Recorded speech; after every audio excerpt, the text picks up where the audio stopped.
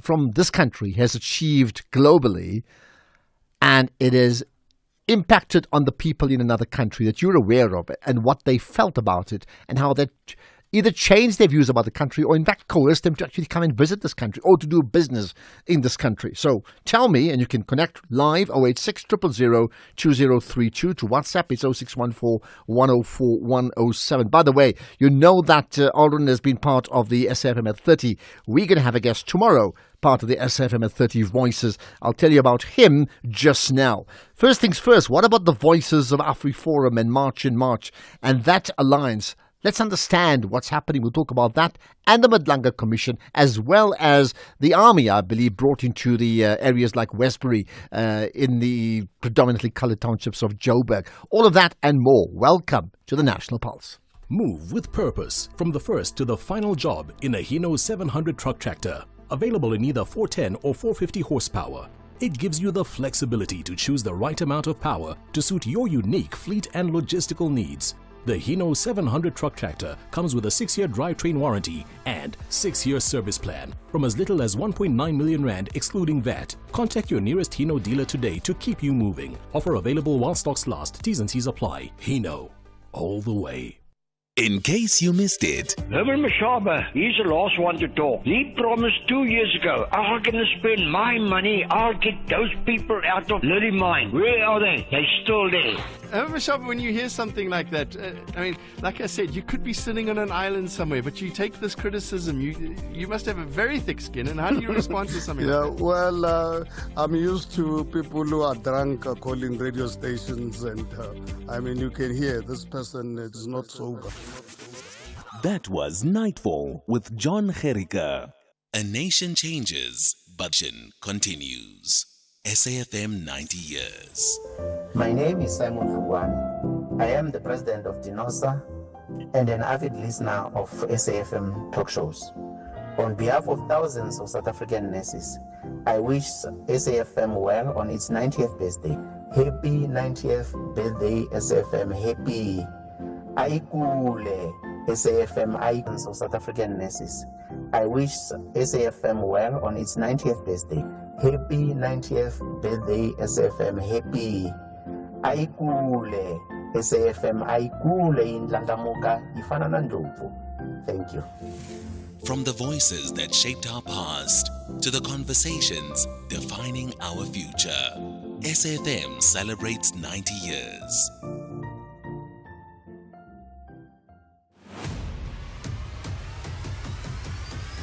Ashraf Garda is streaming live now on Facebook, YouTube, and X at SAFM Radio. Well, seriously, let's have the conversations that move us. And what are the conversations that move us that we should be having right now? Well, there's no question that issue of AfriForum in March forming an alliance has certainly got, the tongues wagging for multiple reasons. So let's just recap. We've got AfriForum, and then we got March in March. They met up and they formed an alliance, which the claim is that they will look past institutional differences and address government failure and uplift South African communities at the grassroots level.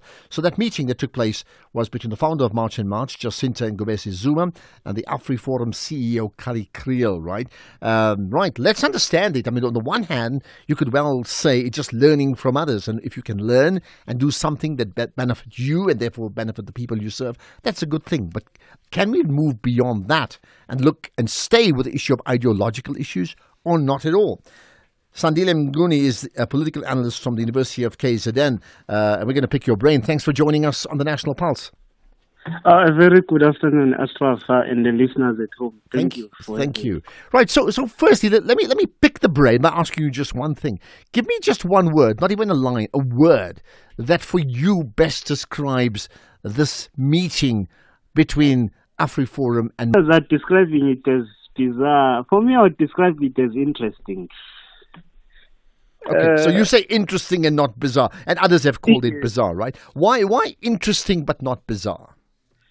As much as I agree with the view that others are considering it as bizarre, but I think it's interesting for me on the basis that it speaks to the issues of convergence of interest that as much as you'd have differences on certain issues, but sometimes you'd always have a meeting point where your interests are always the same. And sometimes you'd always have a meeting point where your interests are always the same. And it's also based on what came out from the meeting.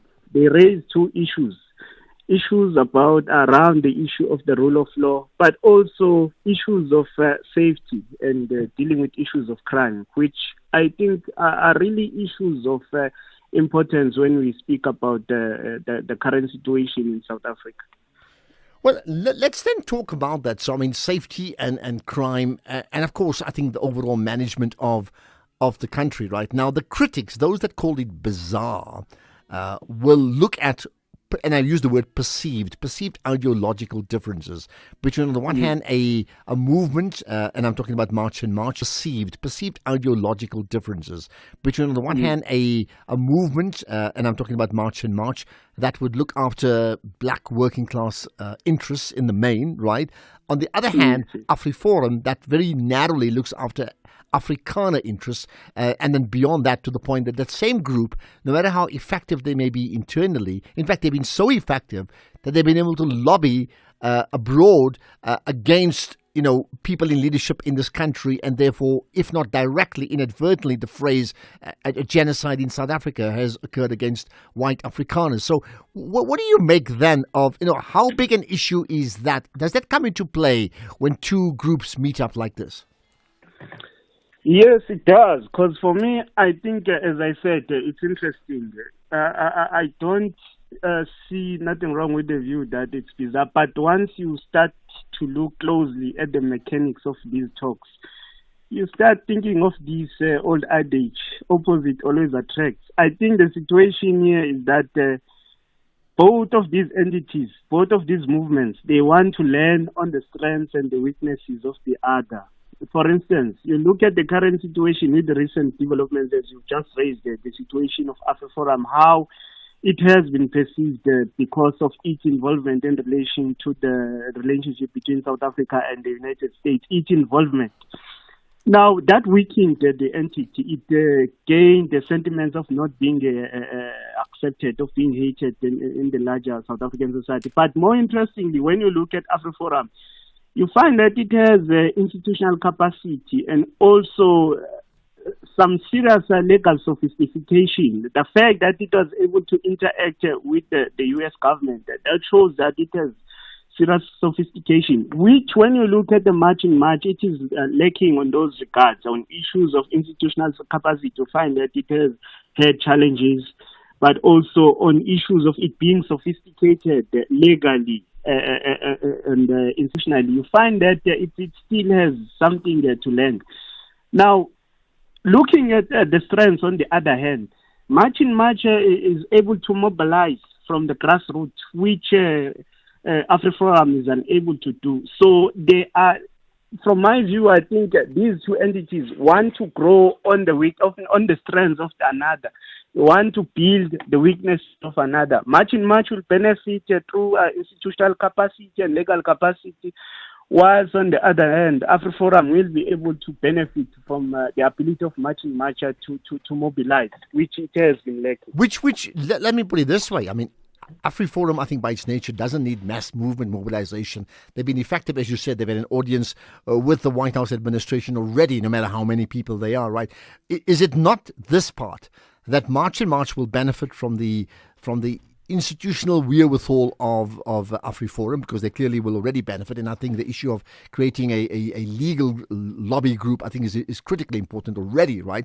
But the other, from an AfriForum point of view, what they will benefit from is acceptance within the broader black community, something they've never been able to do before. So is it not a case that, in fact, that the greater winner may well be them, because over a period, let's call it this, it's almost a GNU of sorts? Yes, actually, when we look at it closely in that way, I would say that AfriForum will benefit more in terms of being accepted, but also that acceptance, it also speaks to the issues of legitimacy. When they speak about issues, it will now be viewed as also being valid. But also in the same way with March in March, remember that also the issues that they were raising, they were being considered as if they were hallucinating. Maybe now that they will gain some edge in terms of legal strategy and also in terms of institutional capacity. Maybe probably there will be that view that, actually the issues that they are raising, maybe even the authority in terms of the state will now also be willing to sit in the table with those who are. Let's just conclude by this with a quick answer. Is it fair to say that the one risk that March and March is taking is that they will be seen as a movement that is siding with AfriForum that earns the angst of so many people that in fact they may well lose ground? I've heard many people saying, they're talking to AfriForum, I don't want to deal with them anymore. Is there a risk that March and March may take? Quick answer on that? Yes, actually it might be a risk. Sometimes even the view might be that finally we can now see who is funding them. That those are the sentiments that could also be created with the partnership. And we'll leave that hanging in the end and get reactions. Sandile and Guni, appreciate your time. As always, thanks for joining us here on the National Pulse. Now, what it means is for you to react. So let's... Sentiments that could also be created with the partnership. And we'll leave that hanging in the end and get reactions. Sandile and Guni, appreciate your time. As always, thanks for joining us here on the National Pulse. Now, what it means is for you to react. So let's talk about that. That's the relationship between March and AfriForum and how they plan to collaborate. Is it something to really look into? Like, what is it in March and AfriForum and how they plan to collaborate? Is it something to really look into? Like, what does this really mean? Who benefits the most from the two? In fact, who benefits and what are the risks that both organizations have? What are the benefits? Who benefits the most from the two? In fact, who benefits and what are the risks that both organizations have? What are the benefits? What are the risks? And if you're a supporter of either or both, what do you make of that? You can engage us calling in 086 000 2032. Every nation leaves something behind. A song, a poem, a painting, a performance, a story. This is ours.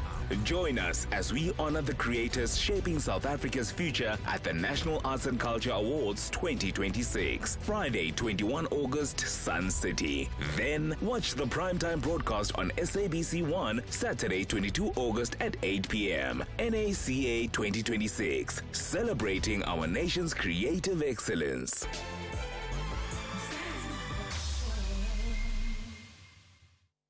Smart business moves mean more cash flow. Switch to OUTsurance Business Insurance and you could get a max count on your business insurance premium. Here's Dr. Fahim from Matrix Dental. We were with our previous insurers for many years prior to the switch. We found that OUTsurance really understood our business needs. We are happy with our premiums. I wish we had switched sooner. Get a quote to switch and save today. Visit outsurance.co.za or call 0800 60,000. Licensed insurer and FSP. TCs and information online. Are we ready for a real conversation? SAFM, leading the conversations that move us.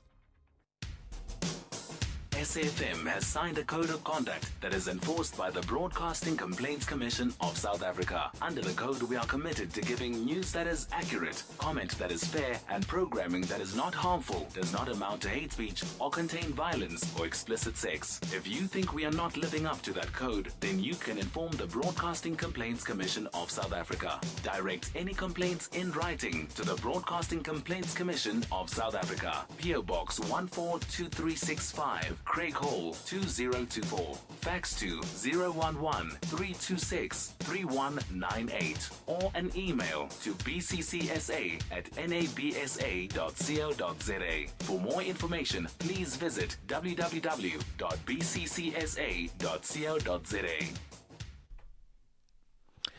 Right, so make a note of this, right? OUTsurance knows insurance isn't tested on promises. It's tested when it's time to claim.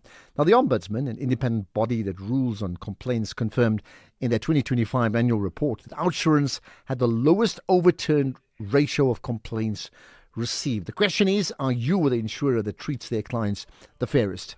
OUTsurance delivers when it's time to claim, so why don't you switch for peace of mind? And you can call 086 00 60 or visit outsurance.co.za today. Licensed insurer, so why don't you switch for peace of mind? And you can call 086 00 60 000 or visit outsurance.co.za today. Licensed insurer at FSP, T's and C's, and information available online. The National Pulse, weekdays, 3 to 6 p.m. I'll tell you what, when I had 2 business meetings today and people involved in business and not politics, and they raised the issue of the Madlanga Commission and the testimony of Fadil Adams, then you just know that the Madlanga Commission has made an impact. And that's what happened today. Well, let's recap. The National Coloured Congress leader and Member of Parliament Fadil Adams testifying before the Madlanga Commission. Adams has admitted that he provided the wrong information to the Madlanga Commission in his initial appearance about seeing the Commission's emails late because his laptop, and I'm quoting, was freezing and crashing. He further testified that he only became aware of a request for his statement about 3 months ago. His testimony is also expected to revisit explosive allegations he made against senior crime intelligence officials and the report he submitted to the investigating directorate against corruption. So basically you're getting claims and counterclaims from different interest groups. So we picked out some sound. Years one with Fadil Adams saying he raised concerns about Lieutenant General Nhlanhla Mkhwanazi's 6th of July presser, claiming it created the impression that Mkhwanazi was planning a coup. Thank you, Commissioners. Prior to the events described below and the press conference held by Lieutenant General Mkhwanazi, I have never had a personal or social or professional relationship with him. Prior to these events, I admired him and I held him in high regard. When I watched the press conference held by Lieutenant General Mkhwanazi on 6 July 2025, at which he made various claims to the South African public concerning alleged collusion and criminality within the SAPS, reference was made to a politician who he claimed was interfering in SAPS affairs. Following the press conference, my phone was inundated with messages from people asking me whether this guy was planning a coup. Was highly militaristic, including the presence of masked armed men standing behind him. It reminded me of the manner in which Captain Ibrahim, including the presence of masked armed men standing behind him. It reminded me of the manner in which Captain Ibrahim Traore of Burkina Faso appeared during the period surrounded his coup.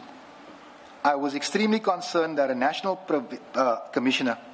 provincial commissioner had made allegations of this nature rather than the national commissioner, particularly having regard to the SAPS national instruction and policy relating to the media, including SAPS national instruction 5 of 2017, entitled Media Communication in the South African Police Service. Particularly having regard to the SAPS national instruction and policy relating to the media, including SAPS national instruction 5 of 2017, entitled Media Communication in the South African Police Services.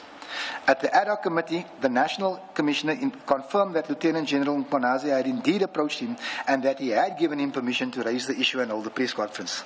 The National Commissioner indicated, however, that Lieutenant General Mkhwanazi had exceeded the permission in respect of what he said and that an inquiry was still intended.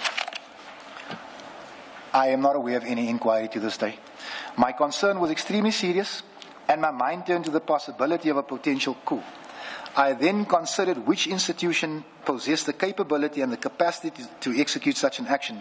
The police, as a large and geographically distributed force present in all 9 provinces, stands out to me, particularly in services where the South African Defence Force appears comparatively weak. I also considered the relationships between various provincial commissioners. In my view, Lieutenant General Mkhwanazi stood out, except in Gauteng, where tensions appear to exist between the provinces. Lieutenant General Khumalo had, according to information that came to my attention, referred to Gauteng SAPS members as criminals. And there's more. Now listen to this. Fadil Adams then saying that Lieutenant General Nhlanhla Mkhwanazi runs amok and has become a law unto himself. The allegation of State Capture 2.0. Lieutenant General Mkhwanazi alleged that I was involved in State Capture 2.0 members of Parliament were being used to dismantle effective police units. This allegation is categorically denied. I respectfully submit that this Commission should require evidence to substantiate such serious and potentially defamatory allegations.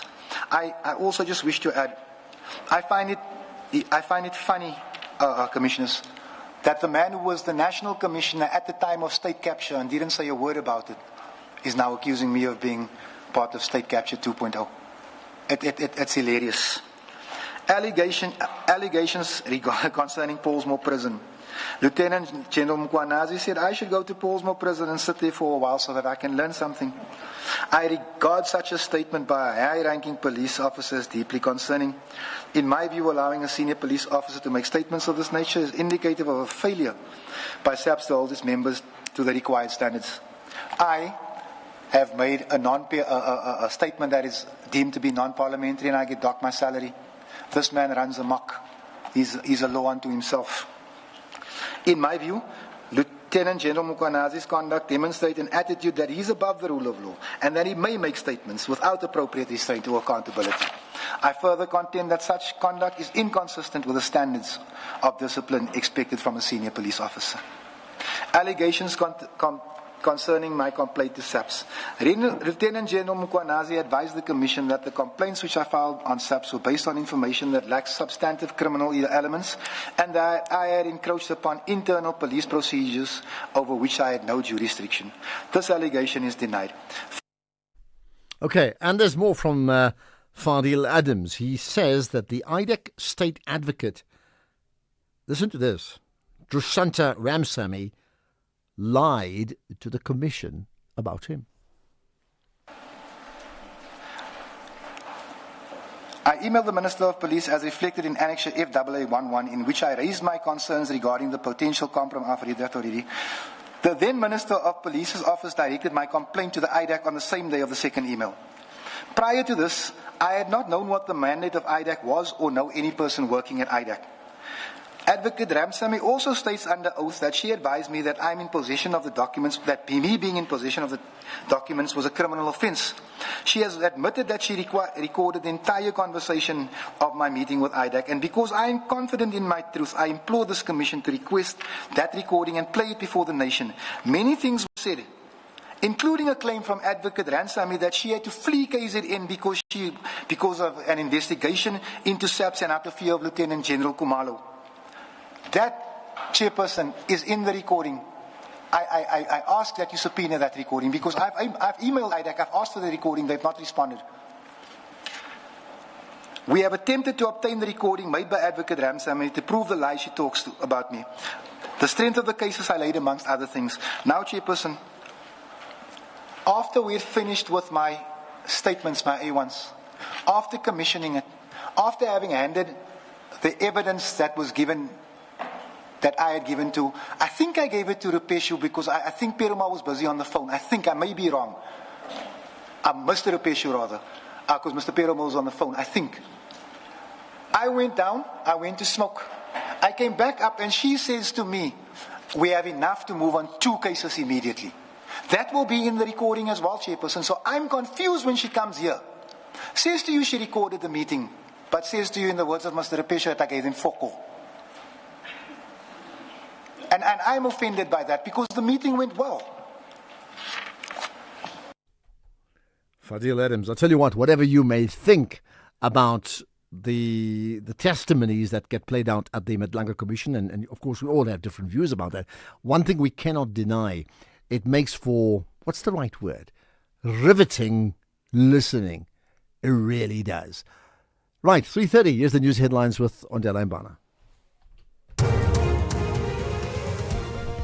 Thank you, Ashraf, and a very good afternoon. On the news headlines, police have issued a photo of Hlengiwe Buthelezi, a suspect wanted in connection to Warwick DJ Warastark murder on the 16th of December. National Coloured Congress Member of Parliament Fadil Adams has disputed claims that he's a hired gun for alleged criminal cartels, describing the allegations as unfounded and offensive. And Ukraine's anti-corruption agencies say they're carrying out raids on current and former lawmakers as well as senior officials from the presidential office. A full update follows at the top of the hour. This is SAFM Sports with Doming Khapele. Right. Top of the hour. This is SAfm Sports with Tuming Khapele. Right, Jimmy, lots to talk about, and you are our self-proclaimed Minister of Sport. No, my view of you. Talk about, and you are our self-proclaimed Minister of Sport. No, my view of you, not yours of yourself. Right. Anyway, tell me about the Proteas squad. Well, a very good afternoon to you, Ashraf, and our listeners. The Proteas women have named a 15-player squad for the historic 5-match T20 International Series against Zimbabwe in Bulawayo from the 11th to the 19th of September. Captain Laura Fulvord will lead the side with 3 players receiving maiden call-ups. Caitlin Venkot Ntabiseng Nini in Bulawayo from the 11th to the 19th of September. Captain Laura Fulvord will lead the side with 3 players receiving maiden call-ups, Caitlin Venkot, Ntabiseng Nini, and Luyanda Nzuza. And the squad also includes Faye Tunnicliffe, Luyanda Nzuza, and the squad also includes Faye Tunnicliffe, Annika Bosch, and several players who missed the recent T20 World Cup in England. All 5 matches will be played at Queen's Sports Club. Then, the Comrades Marathon Association has launched the 2027 Comrades Marathon, which will celebrate the race's 100th edition. The race will take place on Sunday, the 13th of June, 2027, starting in Pietermaritzburg and then finishing in Durban. Now, a record 28,000 runners will be allowed to enter the race, and the finish 13th of June, 2027, starting in Pietermaritzburg and then finishing in Durban. Now, a record 28,000 runners will be allowed to enter the race, and the finish will be at the Kings Park Sports President in Durban, and entries open on the 25th of August. That's next week, Tuesday, in 3 stages, and the entry fees will stay the same, and the official slogan for the sanitary race is the greatest story ever run. In football, Mamelody's slogan for the sanitary race is the greatest story ever run. In football, Mamelodi Sundowns defender Grant Kekana says that the Tshwane Giants are focused on their own progress rather than measuring themselves against their Betway Premiership rivals ahead of their Sundowns defender Grant Kekana says that the Tshwane Giants are focused on their own progress rather than measuring themselves against host Marumo Gallants at Loftus Stadium tonight, aiming to move level with the Buccaneers on points after 3 matches, and Kekana insists the African champions remain a formidable force. If you looked at the way we played against Kaizer Chiefs, I think we dominated the ball. So we're still Mamelodi Sundowns, we're still the African champions, and sometimes we're not going to start the season, sprinting 100 miles an hour. It's a build-up for us. And that's why I said in the beginning that there's a lot of positives that we can take from the games that we played. I don't think we lost a game this season, and we played 3 games. And in all the games, I think we're dominating. So that's where we are right now. Well, still staying with football, Botswana's Young Zebras will be hoping to reach the semi-finals of the CAF Under-20 Africa Cup of Nations COSAFA qualifier for the first time. The tournament will take place in Mauritius from the 18th to the 27th of September. And Botswana are in Group C with Zambia, Malawi, and Comoros. Now, Zambia are the most successful team in the competition, having won the tournament 12 times. Only the group winners and best second-place teams will reach the semi-finals. In tennis, Australian tennis star Nick Kyrgios has been professionally suspended after testing positive for cocaine. The 31-year-old tested positive during an ATP event in Mallorca on the 22nd of June. Now, Kyrgios has admitted to making a huge mistake, and he says that he takes full responsibility. The former Wimbledon finalist apologized to his fans, family, and sponsors, as well as young people who look up to him. And then finally in rugby fans who still hoping to get tickets to the Springboks versus All Blacks at Ellis Park on Johannesburg. I've got some good news for you. And then finally in rugby fans who still hoping to get tickets to the Springboks versus All Blacks at Ellis Park on Johannesburg. I've got some good news for you because you still have a chance. The match was earlier reported as sold out, but more tickets have now been made available, and the tickets are reportedly selling for between 850 Rand and 4,000 Rands, depending on the seating area. That's it from my side. I'll have more in the next hour. Ashraf, I think what Kyrgios is doing, before I know you probably got it from my side, I'll have more in the next hour. Ashraf, I think what Kyrgios is doing, before I know you're probably going to want to touch on the tickets being available between the Springboks How would you guess that? And All Blacks. How would you guess that? Because, I mean, here's my call out.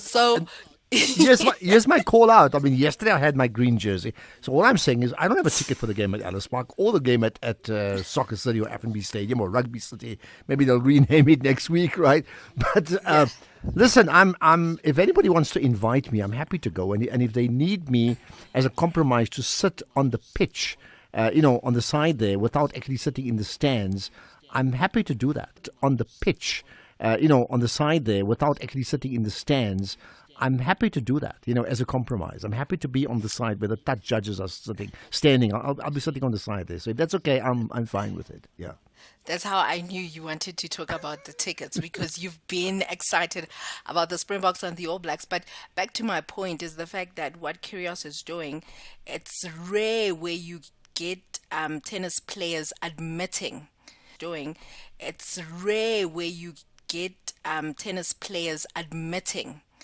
to them doping, because usually after they test positive, they act like, what? No ways. How did I test positive? Well, you're right. So what do you think motivates for him to be that open about it now? I think he's always been like, what you see is what you get. So it's just that obviously right now it came out, and perhaps he wants to also control the narrative, because then it's going to blow over faster. But so it's just that obviously right now it came out, and perhaps he wants to also control the narrative, because then it's going to blow over faster. But big ups to him for actually saying, listen, I actually do take full responsibility for this. I did do it. Okay. Doesn't mean what he did is right. So big ups for being down. Something along that line. Yes. Okay. Thanks for that, Jimmy. And we'll talk about the rugby tickets just now. Touch, judge, and all, right? Thank you for that. Running a small business means every rand counts. Thanks, judge, and all, right? Thank you for that.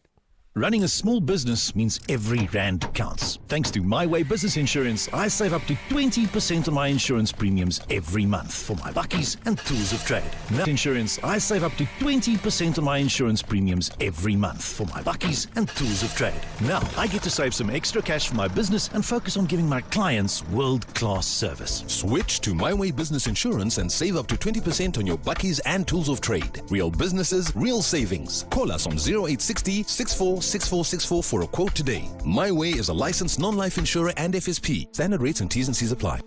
Move with purpose from the first to the final job in a Hino 700 truck tractor. Available in Move with purpose from the first to the final job in a Hino 700 truck tractor. Available in either 410 or 450 horsepower. It gives you the flexibility to choose the right amount of power to suit your unique fleet and logistical needs. The Hino 700 truck tractor comes with a 6-year drivetrain warranty and 6-year service plan from as little as 1.9 million Rand excluding VAT. Contact your nearest Hino dealer today to keep you moving. Offer available while stocks last. T's and C's apply. Hino, all the way. For 90 years, South Africa has changed. Governments have changed.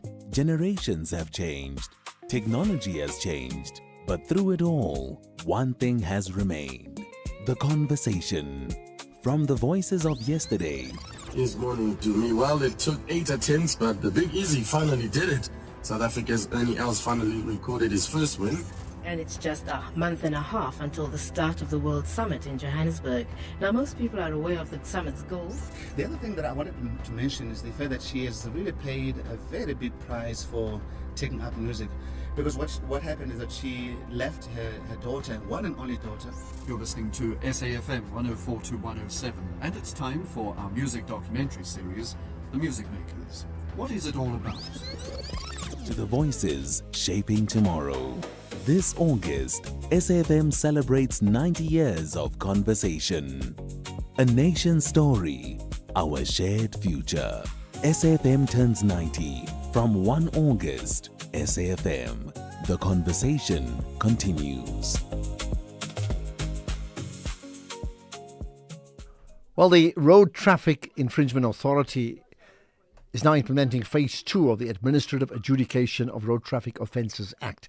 So the ARTO Act is now rolling out in 62 municipalities with 43 service outlets well across the nation. So question all that we are here to help you resolve your infringements quickly and easily. So act now. Remember the effective options available to you under the ARTO Act, which is get a 50% discount when you pay within 32 days after receiving the fine.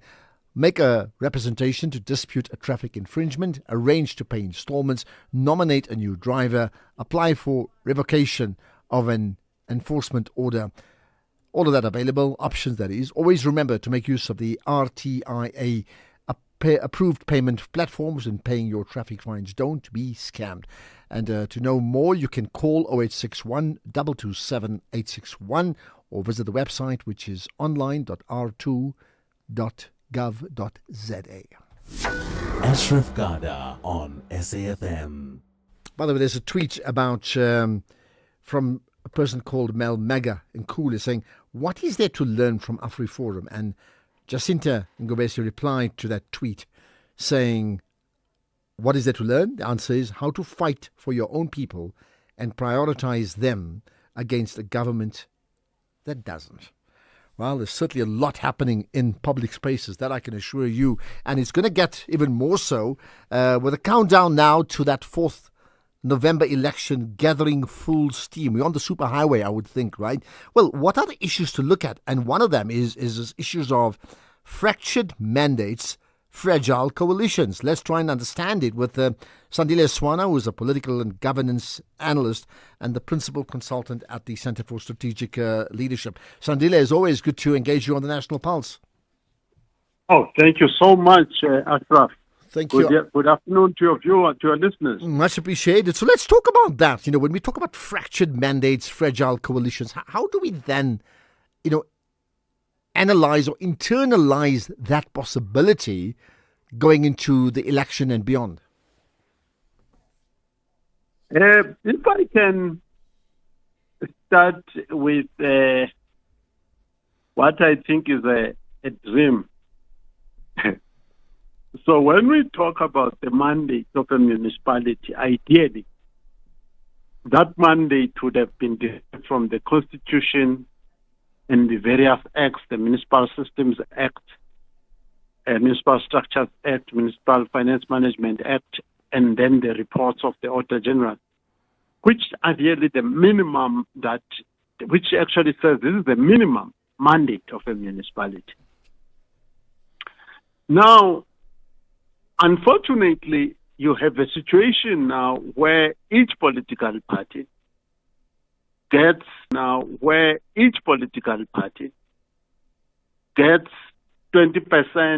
10%, 2% of the vote, all of them coming with manifestos that they've manufactured from wherever, without ever, as a nation, as a people, us actually focusing these public representatives on a minimum mandate to say, can the minimum mandate correspond back to the Constitution?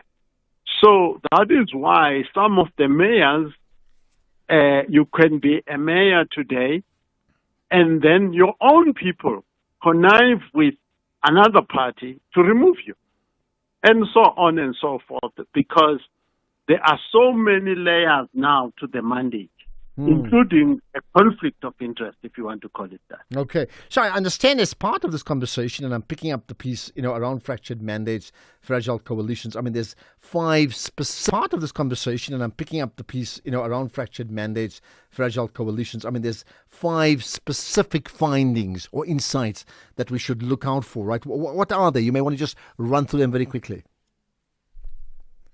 Specific findings or insights that we should look out for, right? What are they? You may want to just run through them very quickly. So one is that the so-called biggest parties, by and large, in running one metro, that one party will run the metro as a dominant, like it is in Cape Town for the time being. That period is over. Most of the metros are going to be hung councils, if you want to call it that. We expect MKP in KZN to be a major factor, specifically in the metro and also in Maritzburg, major factor, specifically in the metro and also in Maritzburg, as well as around in the southern parts of KZN. Cape Town remains an outlier, but I think we know that so far the colored parties are making inroads into ground in the southern parts of KZN. Cape Town remains an outlier, but I think we know that so far the colored parties are making inroads into Cape Town, and the population demographics are also changing in the Western Cape. So, but in this election, we suspect the DA will still be able to survive. The same goes for Buffalo City and probably to a degree Mangaung. Another thing is that the critical thing Mangaung. Another thing is that the critical thing now, our ambition as citizens, is to look for a coalition stability. And because most of our metros, certainly in Gauteng and PE, have been changing mayors so quickly.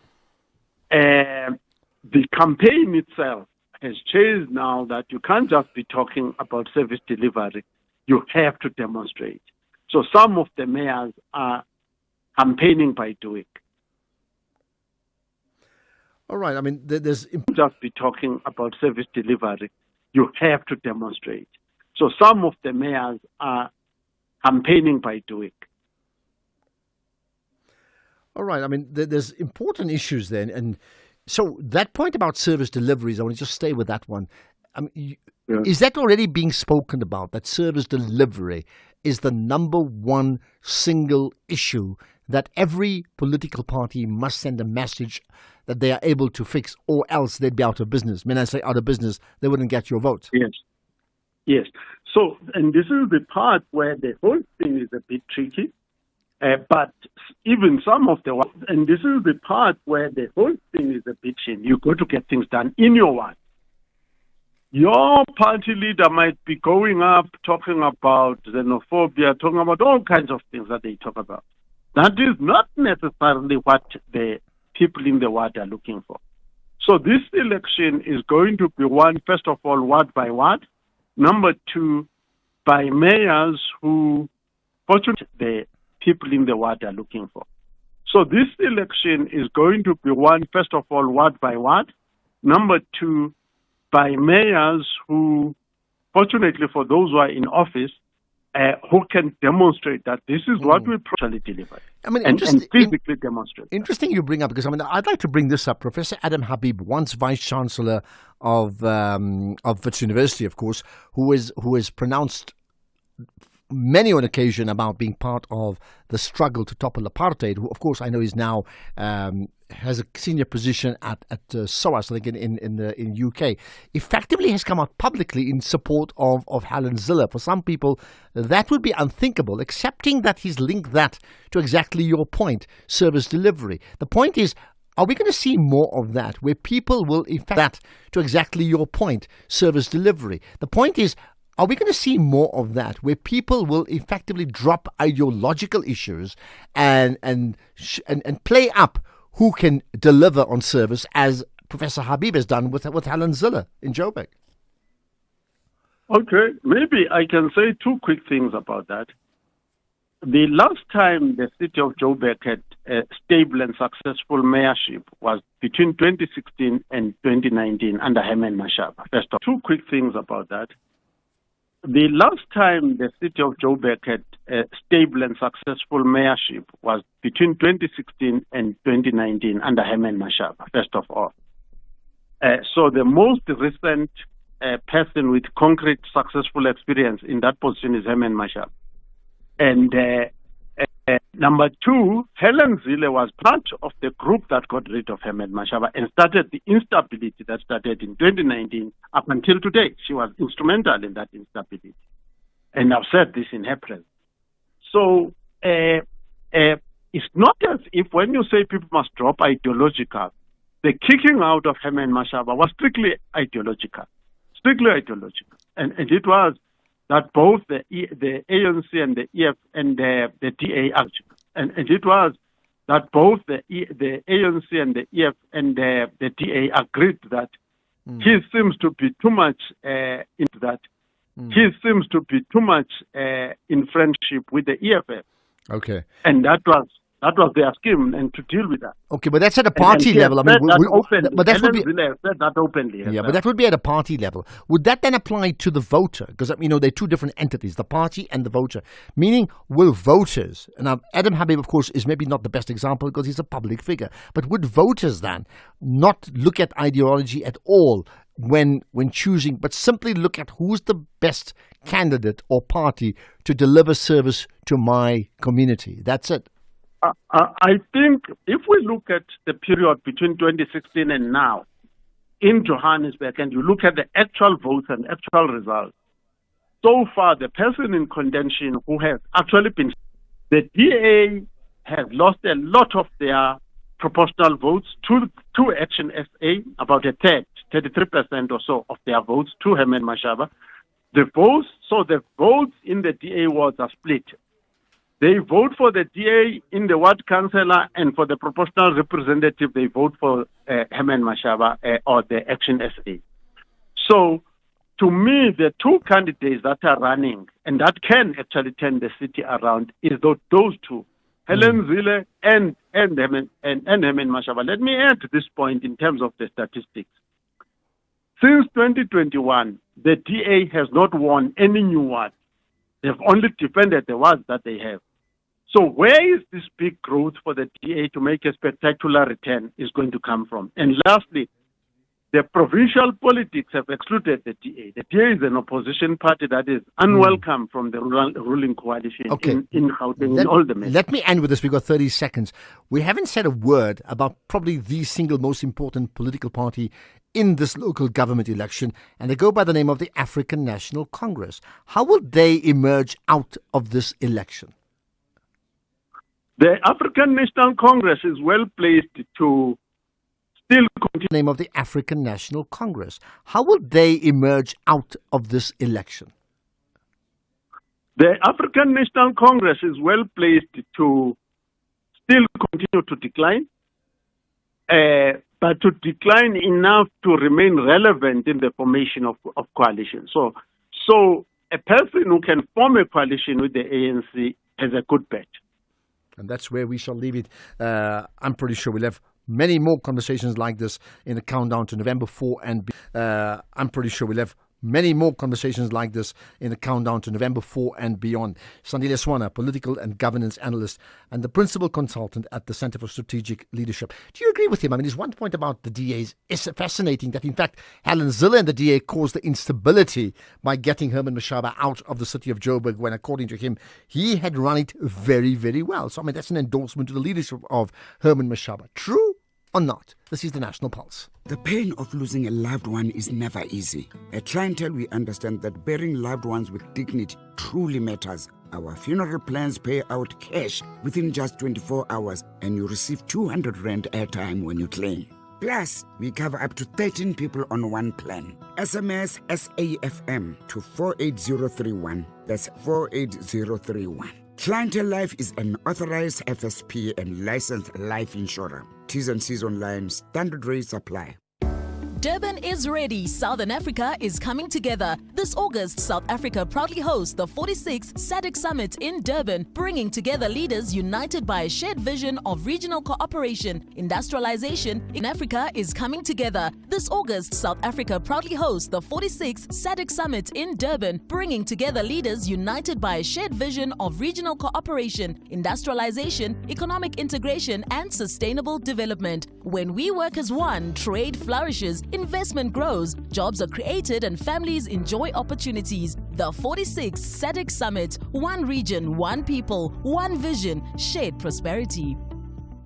We all know that image, Hector Peterson being carried in, that other man's arms. And I'd like to say that I'm personally very grateful, to see such bravery, such courage in the face of danger. From Algiers to the desert sands, culture lives. Rai music, Amazigh heritage, tradition and identity, standing tall. Algeria does not bend, it stands. In every grain of sand, in every voice, there is resilience. Algeria, the giant of the Sahara. This is what we are becoming. SAfm, leading the conversations that move us. Ashraf Garda on SAfm. Right, let's talk about another big issue, and that is really central around the DA itself. Here's the point. The DA federal chairperson, no, let me get that right, because it's important. The DA federal finance chairperson, as well as an MP, Dr. Mark Burke, has a company which is named Castello, and that company is under scrutiny by the Reserve Bank.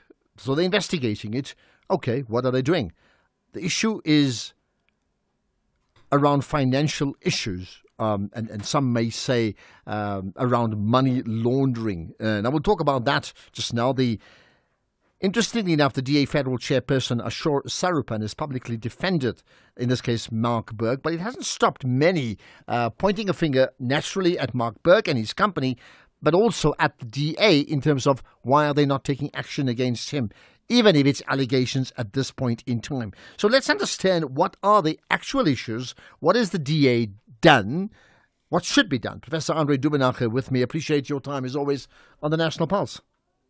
Ashraf, nice talking to you again, and let's try to make sense of the situation. On the National Pulse. Ashraf, nice talking to you again, and let's try to make sense of the situation. Okay, so let's do that. What first of all has happened? What's the nuts and bolts here? Well, my understanding is that money was used, money from ordinary citizens, and it was used within schemes in order to benefit wealthy people, and from ordinary citizens, and it was used within schemes in order to benefit wealthy people, and the Mark Burke was involved as a chairperson of this particular institution, and there was allegations against him in this regard. Now, the point is very clear that at this point it's only just allegations. There's nothing concrete. Mark Burke has said that he has left the specific firm a time ago, and he's no more responsible, but I think during the time he was acting as a chairperson, and he got the support of both the federal chairperson of the Democratic Alliance as well as the leader, Gordon Hill Lewis, in this regard.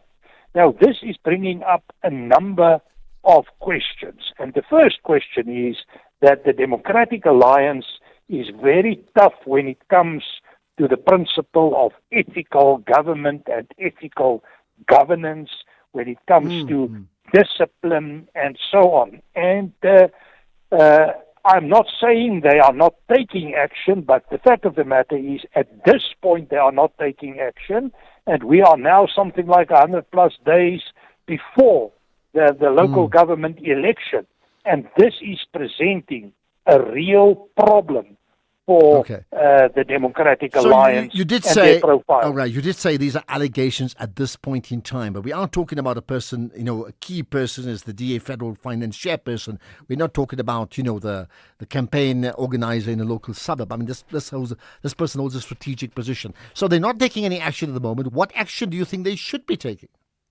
Well, I don't think they can take any action until there's something clear, there's some decision in this regard. I think they follow the line like the ANC did in the past of only guilty after proven guilty or something like that.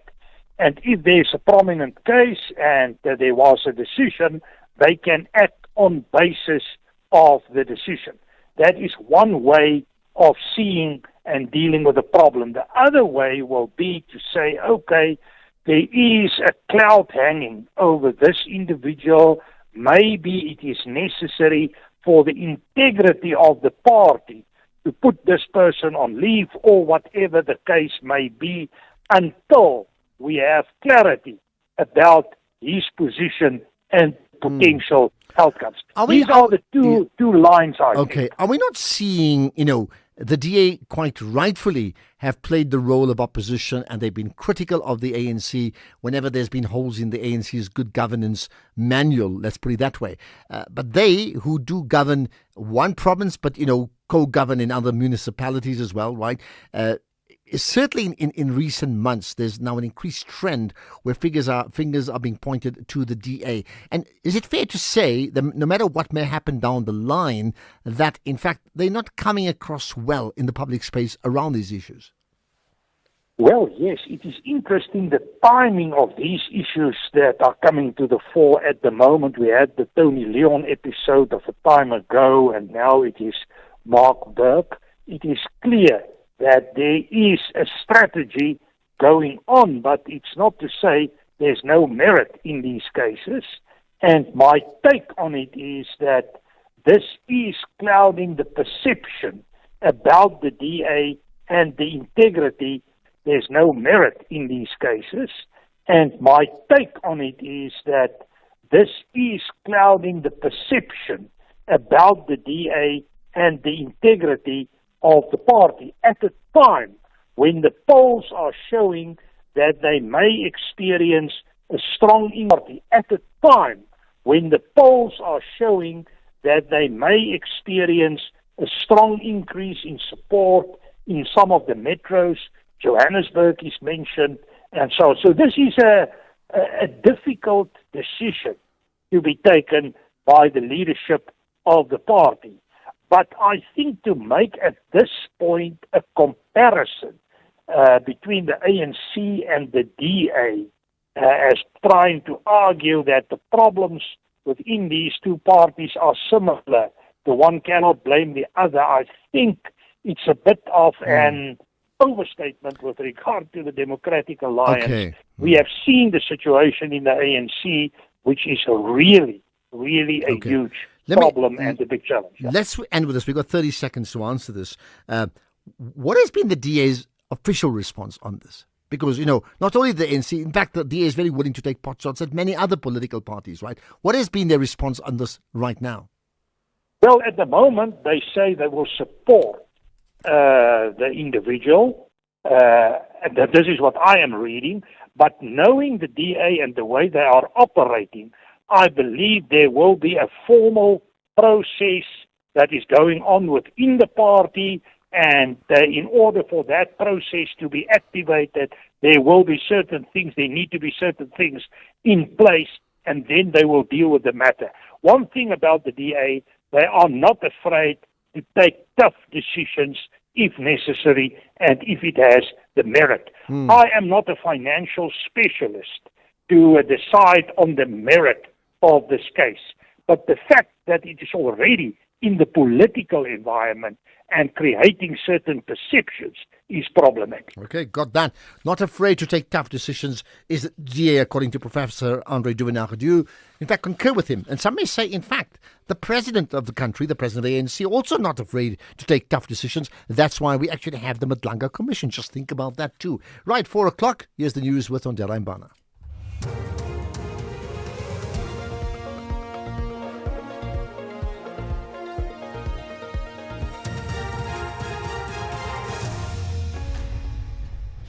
Thank you, Ashraf. On the top stories, police issue photo of a suspect in DJ Wara's murder and damage at CPUT after students' protest estimated over R1 million. For SAfm News, I am Ondela Mbana, and a very good afternoon. Police have issued a photo of Hlengiwe Buthelezi, a suspect wanted in connection to Warwick DJ Wara stock murder on the 16th of December. SABC News understands Buthelezi to be the girlfriend of Victor Majola. Majola, the man police say was the orchestrator of the assassination. During Majola's bail application, which was denied, police had said that Buthelezi allegedly sent to Majola's phone personal details of Waras and his partner. Buthelezi is believed to have stayed in that building where Waras was killed. Co-accused Amindo Pakula pleaded guilty some weeks ago to being the gunman in the murder for 25,000 rand. He has been sentenced already. The Cape Peninsula University of Technology says its rough estimate indicates that the cost of damage to its various campuses during students' protests has exceeded R1 million. The university says it hopes to resume academic activities as soon as possible. It has closed its campuses following disruptions, including the torching of a building on the Belleville campus. Students living in university residences have been ordered to vacate them by 4 o'clock this afternoon. The Minister of Sports, Arts and Culture, Gayton McKenzie, has commended the role played by Namibia, saying it defended South Africa. They were given the deadline to leave the country by the end of June. McKenzie was speaking during the official ceremony of the repatriation of the remains of 2 Namibian political prisoners in Cape Town. Where South Africa has gone through a very bad 3 months, where we were accused of being a xenophobic country. So much so that when our national team was getting ready to go and play the World Cup, there were certain countries on this continent that was very clear that South Africa should lose, and they called us all sorts of names. And life has taught me many things, but the one lesson that life taught me is you see your friends when you go through difficulty. You see your family when you go through being falsely accused. And during that time, what stood out for me was not what our enemies, but what Namibians said about us, what stood out for me. Namibians stood by us. National Coloured Congress Member of Parliament Fadil Adams has disputed claims that he is a hired gun for alleged criminal cartels, describing the allegations as unfounded and offensive. Adams has testified before the Matlanga Commission that the claim was made by KwaZulu-Natal Police Commissioner Lieutenant General Nhlanhla Mkhwanazi. He argued that his record demonstrates a long-standing commitment to exposing corruption rather than protecting criminal interests. Ukraine's anti-corruption agencies say they're carrying out raids on current and former lawmakers as well as senior officials from the presidential office. The development comes as former Defense Minister Mykhaylo Fedorov has called for elections which are barred in wartime under Ukrainian martial law. The BBC's Dan Johnson is in Kyiv where protests are taking place. Anti-corruption investigators are actually searching this morning the office of the Deputy Chief of the President's office. There have been investigations before that have seen figures close to Volodymyr Zelensky arrested and questioned. He has been accused of not necessarily direct involvement in corruption himself, but of not rooting it out in the teams and structures that are around him. And the sacked Defense Minister Mykhaylo Fedorov says that corruption weakens the armed forces and Ukraine's ability to win this war. Recapping the top story, police have issued a photo of Hlengiwe Buthelezi, a suspect wanted in connection to Warwick DJ Wara stock murder on the 16th of December. A suspect wanted in connection to Warwick DJ Wara stock murder on the 16th of December. I'm on Dilambana for SAfm News Headlines at 4:30. In sports this hour, Sundowns welcome Gallants in first home fixture. Springboks make haka request ahead of All Blacks clash, and US Open accused. At 4:30. In sports this hour, Sundowns welcome Gallants in first home fixture. Springboks make haka request ahead of All Blacks clash, and US Open accused of corruption after handing Venus Williams a wild card. More details at 4:30. SAfm.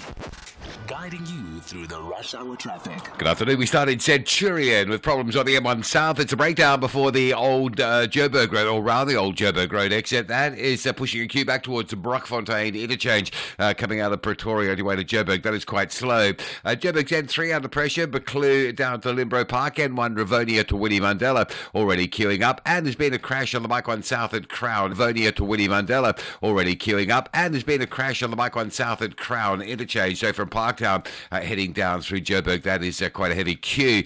Big backlogs today. N17 between Osborne Road and Rondebolt Road. Just that one lane open for motorists heading out of Wadeville into Boksburg if you're trying to get through to Springs and Brakpan. That is very slow today. Major delay alert if you're driving into Durban. This lost load on the N3 by Pavilion Mall, plus a breakdown, means a really big queue back towards the M13 Paradise Valley. If you're coming out of Pinetown, just take the M13 Cowies Hill through Westville, come back onto the N3 at Sherwood. It is going to be a lot quicker. A lot of truck congestion around the Umbulo and Bayhead Rossborough areas, routes like South Coast Road and the Bayhead Road under quite a bit of pressure with a lot of trucks just parked up through that part of Durban. Cape Town today, the M5, that's already congestion around the Umbulo and Bayhead Rossborough areas, routes like South Coast Road and the Bayhead Road under quite a bit of pressure with a lot of trucks just parked up through that part of Durban. Cape Town today, the M5, that's already slow going. Kuberg interchange all the way down to Racecourse Road in the Kenilworth area. M3, Hospital Bend to Rhodes Drive is slow, and a bit of pressure on Lisbic Parkway, just queuing through Observatory down towards the Station Road junction. With your traffic updates, I'm Rob Byrne. SAFM 105 FM in Polokwane.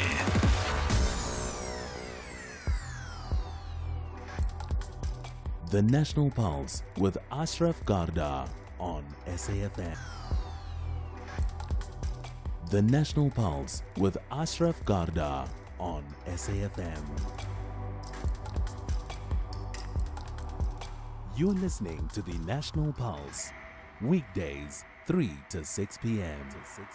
Right, what do you make of that conversation I just had earlier on regarding, the DA and specifically Mark Burke and what that means for the DA? Allegations around him or his company, Castello, of which he played a major role then, around, one may say, financial irregularities. What do you make of that? What do you make of the conversation with Sandile Swana around the fractured coalitions or the fractured mandates?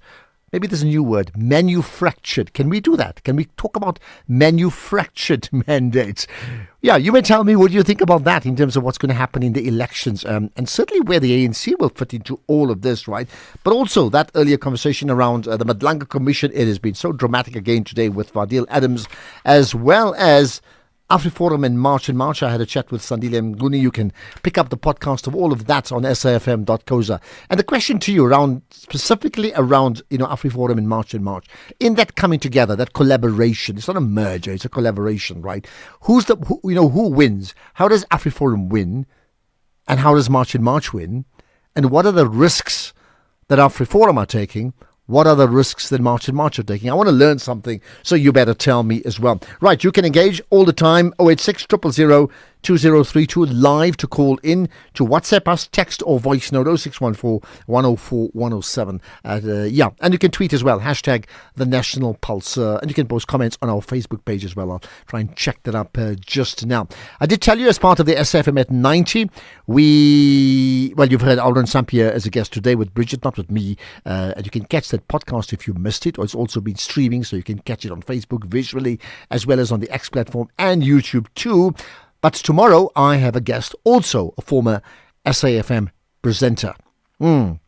Never want to keep quiet. Not me, him. I'll tell you who he is in a moment. You can become a victim of a legal problem: wrongful arrest, assault, uncontested divorce, rental disputes, maintenance matters, or labor problems. It can happen to you. Clientele Legal.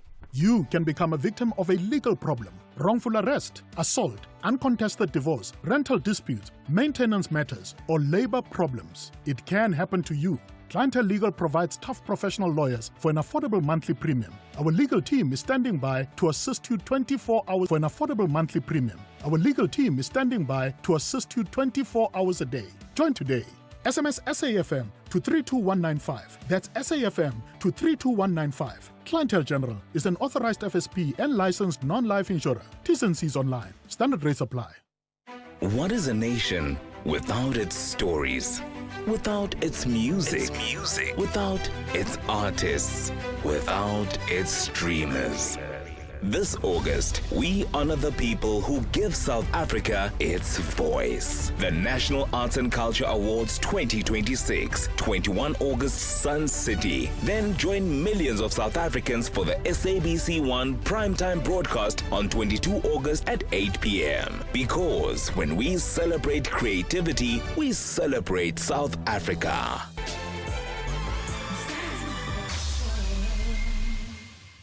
From the voices that made history to the voices making history today. SAFM.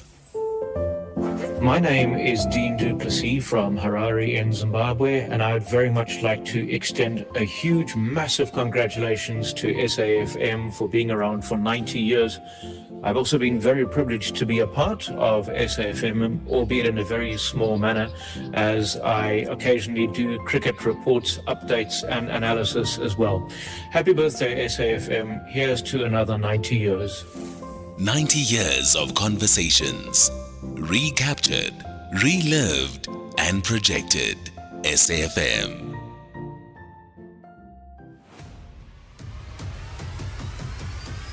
Ashraf Garda is streaming live now on Facebook, YouTube, and X at SAFM Radio. I'm looking at some of the things. Ashraf Garda is streaming live now on Facebook, YouTube, and X at SAFM Radio. I'm looking at some of the things, Lee. News earlier this morning, President Ramaphosa objecting now to the nomination of Advocate Griffiths Madonsela as evidence leader of the impeachment committee. Ramaphosa saying there's a reasonable apprehension that this morning, President Ramaphosa objecting now to the nomination of Advocate Griffiths Madonsela as evidence leader of the impeachment committee. Ramaphosa saying there's a reasonable apprehension that Madonsela suffers from a conflict of interest. That's one. The other one from the ANC itself, they saying allegations of financial misconduct cannot be swept under the carpet. When exchange control laws are broken, there must be consequences. South Africans deserve the truth, accountability, and a financial system protected from abuse. Investigate, expose the facts, hold wrongdoers accountable, and they are referring to a system protected from abuse. Investigate, expose the facts, hold wrongdoers accountable, and they are referring to the issue of Mark Burke and the allegation that he deliberately circumvented exchange control regulations for self-enrichment and to finance the DA. Well, that is the allegation of certainly from others as well as from the ANC itself. We'll chat to Geraldine James later on. I did say we will chat who we're going to speak to, the voice of the past. Eric Mieni, remember him? Eric Mieni had the afternoon show at some stage. I think it was 2 to 4 at one stage. Yeah, he'll be my guest tomorrow on the National Pulse as part of the voices of SAFM at SAFM at 90. In the meantime, let's get to another. At one stage, yeah, he'll be my guest tomorrow on the National Pulse as part of the voices of SAFM at SAFM at 90. In the meantime, let's get to another issue.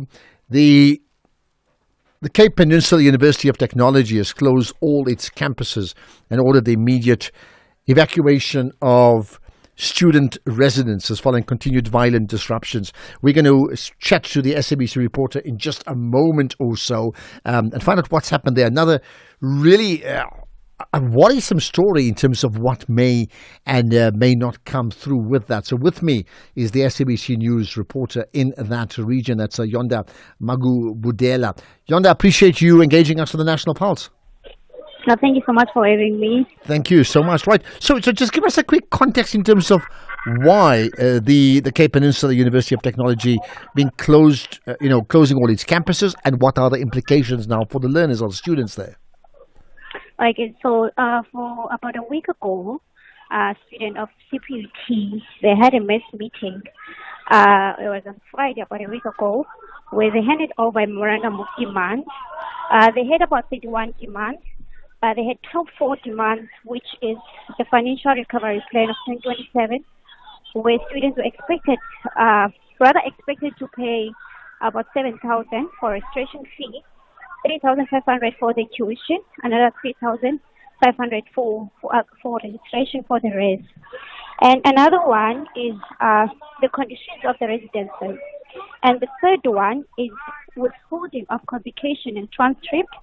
And the last one is dental students who have not been started with their academic year because of their qualification has not been accredited. So following that, students continue to have mass meeting and protests because their demands have not been met by the management. And from those protests, we have heard from the management that there have been injuries of the students.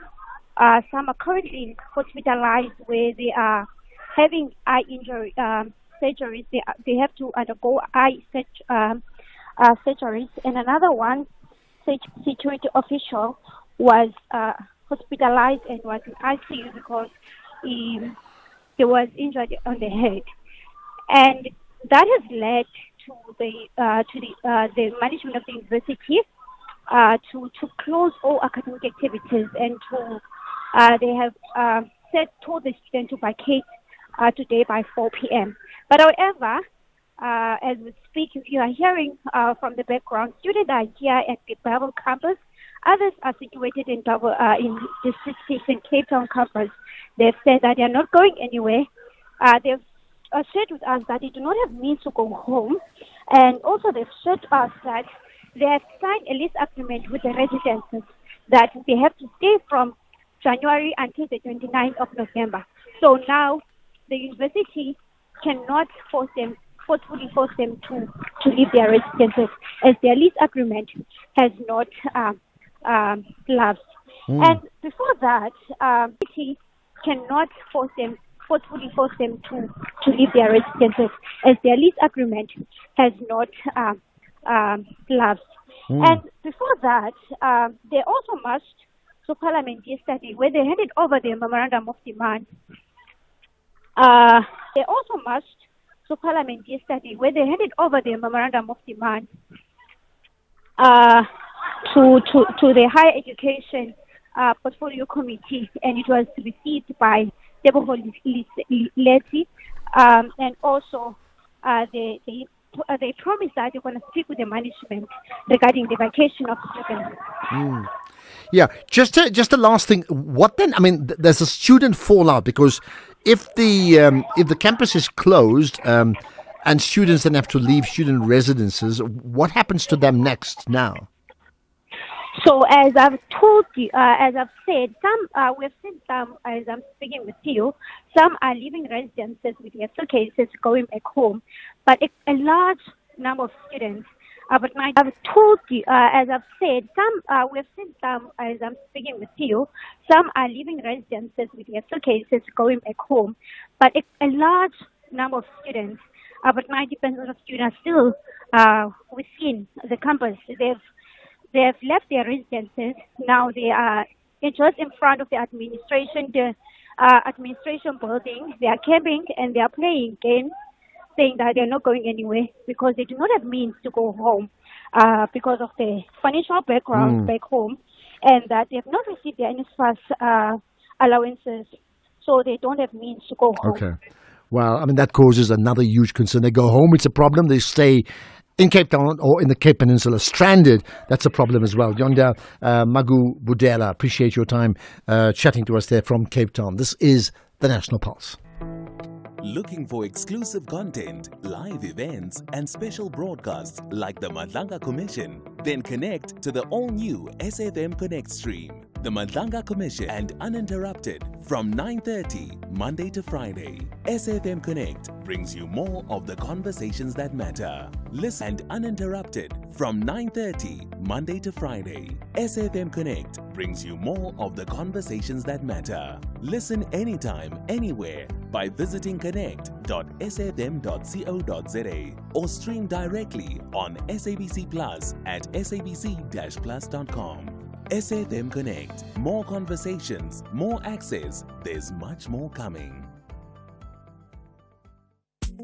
Before there was the SAfm you know today, there was the English service. There was Radio South Africa. Radio South Africa, and there was a country going through extraordinary change. Hello. Good morning, Mr. Raphael. From the darkness of apartheid I have to inform honourable members. through the states of emergency, Earlier, it was reported an explosion had occurred at an ESCOM. through the release of Nelson Mandela, Comrades and fellow South Africans, I greet you all. through the birth of a democratic South Africa. As we know, elections do not create change, they create only the opportunity for change. The conversations continued, and in 1995, a new SAfm emerged. A new country, a new voice, a new chapter. This August, SAfm looks back at the journey that brought us here. The voices, the moments, the people, the history. 90 years of conversation, a nation story, our shared future. SAfm turns 90 from 1 August. SAfm, the conversation continues. Conversations that you connect with and react to. SAfm. Okay, I'm looking at some of your comments. I'll pick it up. In fact, let's get to some of the voice notes first up. Afternoon, Ashraf and the listeners. Sienda from UTNEC. Any meeting with AfriForum by a black-led party or any organization I frown upon, because AfriForum, Mr. Krill, has said it is not a crime against humanity, the apartheid, and that is something I frown upon. Okay, something you frown upon. Why? I mean, I sense why, but maybe you could spell it out. Good day, Ashraf and the SAfm listeners. When it comes to the meeting between March and AfriForum, one way to describe it, progressive. It's very progressive. Very. In fact, others are saying, what about Nelson Mandela meeting Betsy Verwoerd, for example, and then embracing the Springbok team at a time when it was unpopular to do so? So it's not like it's completely alien, isn't it? There's more on that. Good afternoon, Ashraf, Marvelous in Durban. I don't know why people say it's bizarre for AfriForum to form coalition with March and March, because same thing the DA was saying the ANC are corrupt, wara, and then in 2024 they formed the ANC are corrupt, wara, and then in 2024 they formed the government of they formed the GNU. So nothing surprising there, and I'm happy. I'm happy about this combination. I'm very happy. People will now be held accountable. Thank you so much, Marvelous in Durban. Marvelous. I'm thinking of the boxer, Marvelous Marvin Hagler. Remember him? Happy about this conversation. There you are. I mean, there's been examples about it. In fact, the ANC and the Nationalist Party thrashing out a deal all those years ago. What about that? Afternoon, Ashraf. You know about March and AfriForum. I don't see any problem. I don't see any problem because AfriForum doesn't have any corruption. DA has corruption. EFF has corruption. ANC has corruption. You see? MK has corruption. Not AfriForum. And March and March, test time they decided very well because of AfriForum. They want to develop South Africa. Thank you. Thank you. Look, I hear you what you're saying about corruption. I don't think that's the conversation. The conversation is this, for many, not everybody, for many, that there's a lot to learn from how AfriForum has put these structures in place. I would concede that there's a lot to learn from them, right? That others have not got right. On the other hand, do they have ideological differences, the March and March and AfriForum, that are so wide apart that it seems insurmountable that they would actually thresh out a working relationship? Clearly, they've already done so, but are they so wide apart that it surprises you? And that's really the issue. Right, let's talk about the army in the areas, Westbury nuclear, and what that means with Geraldine James after this. Ashraf Garda on SAfm. Well, I mean, you may have seen that video clip that went viral of Ashraf Garda on SAfm.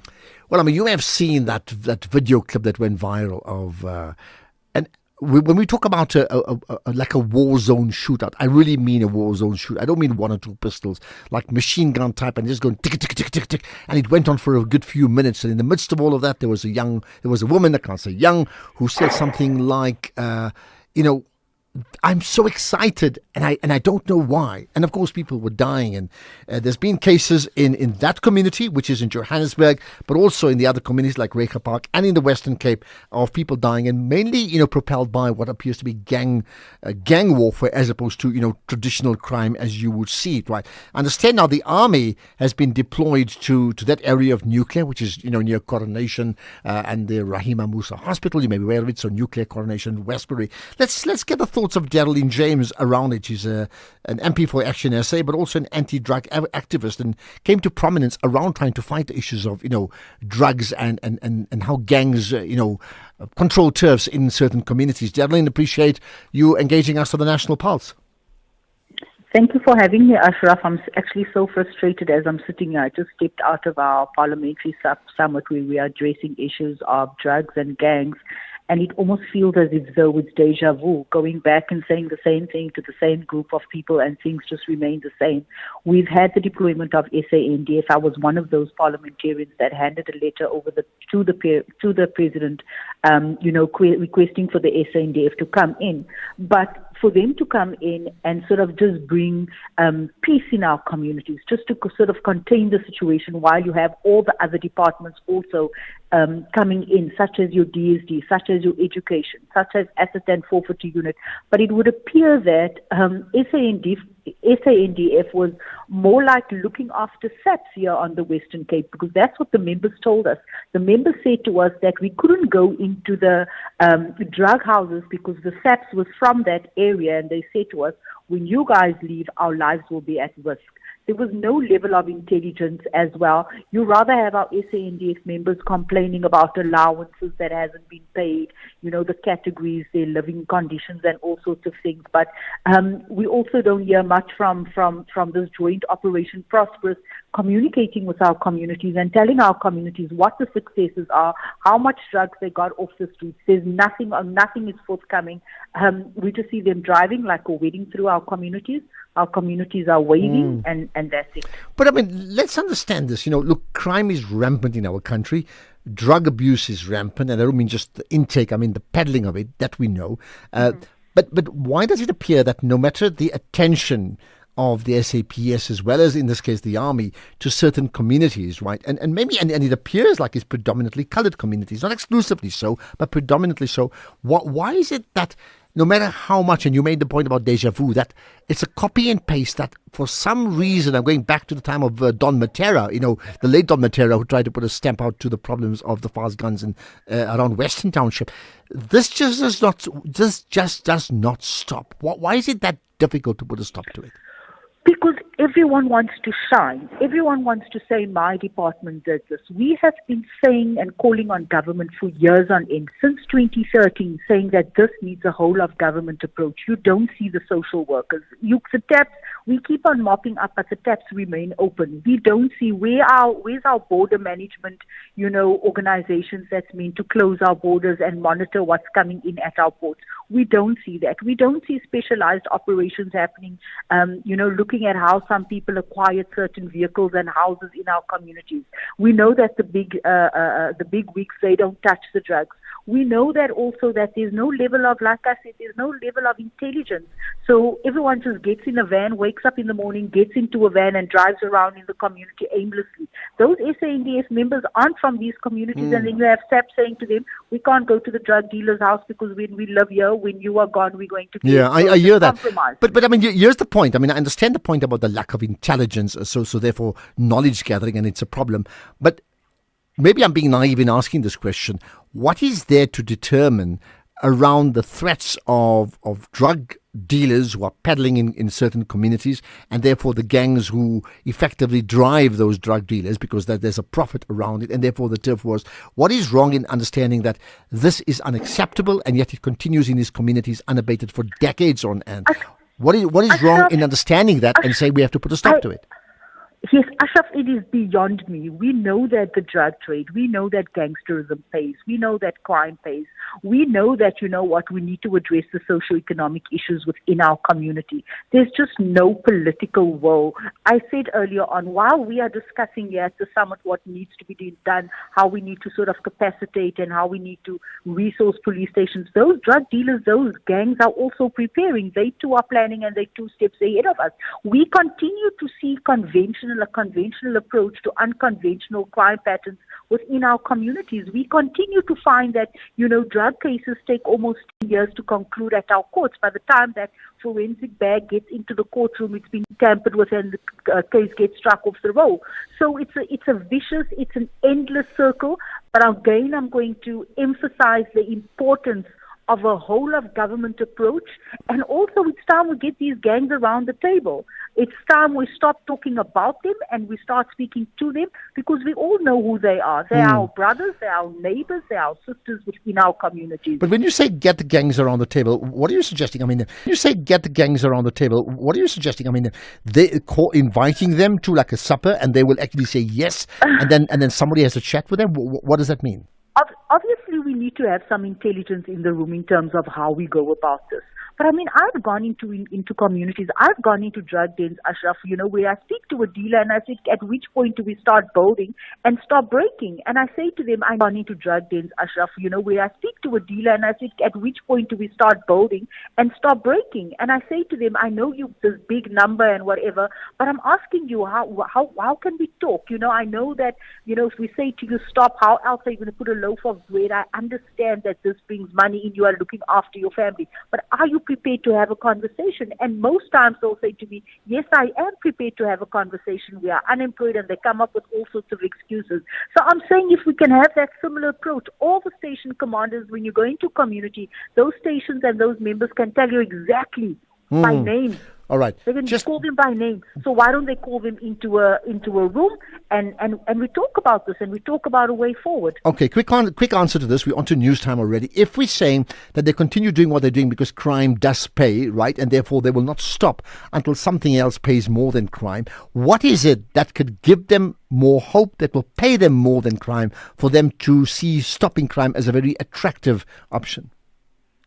We're looking at the neglect of communities. We're looking at communities that's been pulled away, that's not close to economic opportunities. We're looking at the high unemployment rate. We're looking at all those contributors of crime that we need to address. This isn't as simple as what it looks, but if there's understanding, we can start tackling this problem and this crisis in our community. Start tackling this problem. That maybe is a good way to end it. Darlene James, Action SA MP, but also anti-drug activist, very familiar with the issues. Understanding, we can start tackling this problem and this crisis in our community. Start tackling this problem. That maybe is a good way to end it. Darlene James, Action SA MP, but also anti-drug activist, very familiar with the issues around, certainly in Joburg firstly, and then the Western Cape. But in this case, we're talking because of the army being deployed to nuclear after that massive shootout that took place just a few days ago. It's like absolute gang warfare on a high scale. News headlines, here's on Dela Mbana. Thank you, Ashraf. On the news headlines, the Madlanga Commission has heard that confidential intelligence documents allegedly slipped under NCC MP Fidel Adams' work door contained records relating to a forklift procurement, a letter of loss, and a classified polygraph report concerning senior SAPS official Major General Nozipho Madondo. Police have issued a photo of Hlengiwe Buthelezi, a suspect wanted in connection to Warwick DJ Wara stroke murder on the 16th of December. And at least 107 people have been killed in a landslide at a mine in the Central African Republic on the border with Cameroon. A full update follows at the top of the hour with Greg Hose.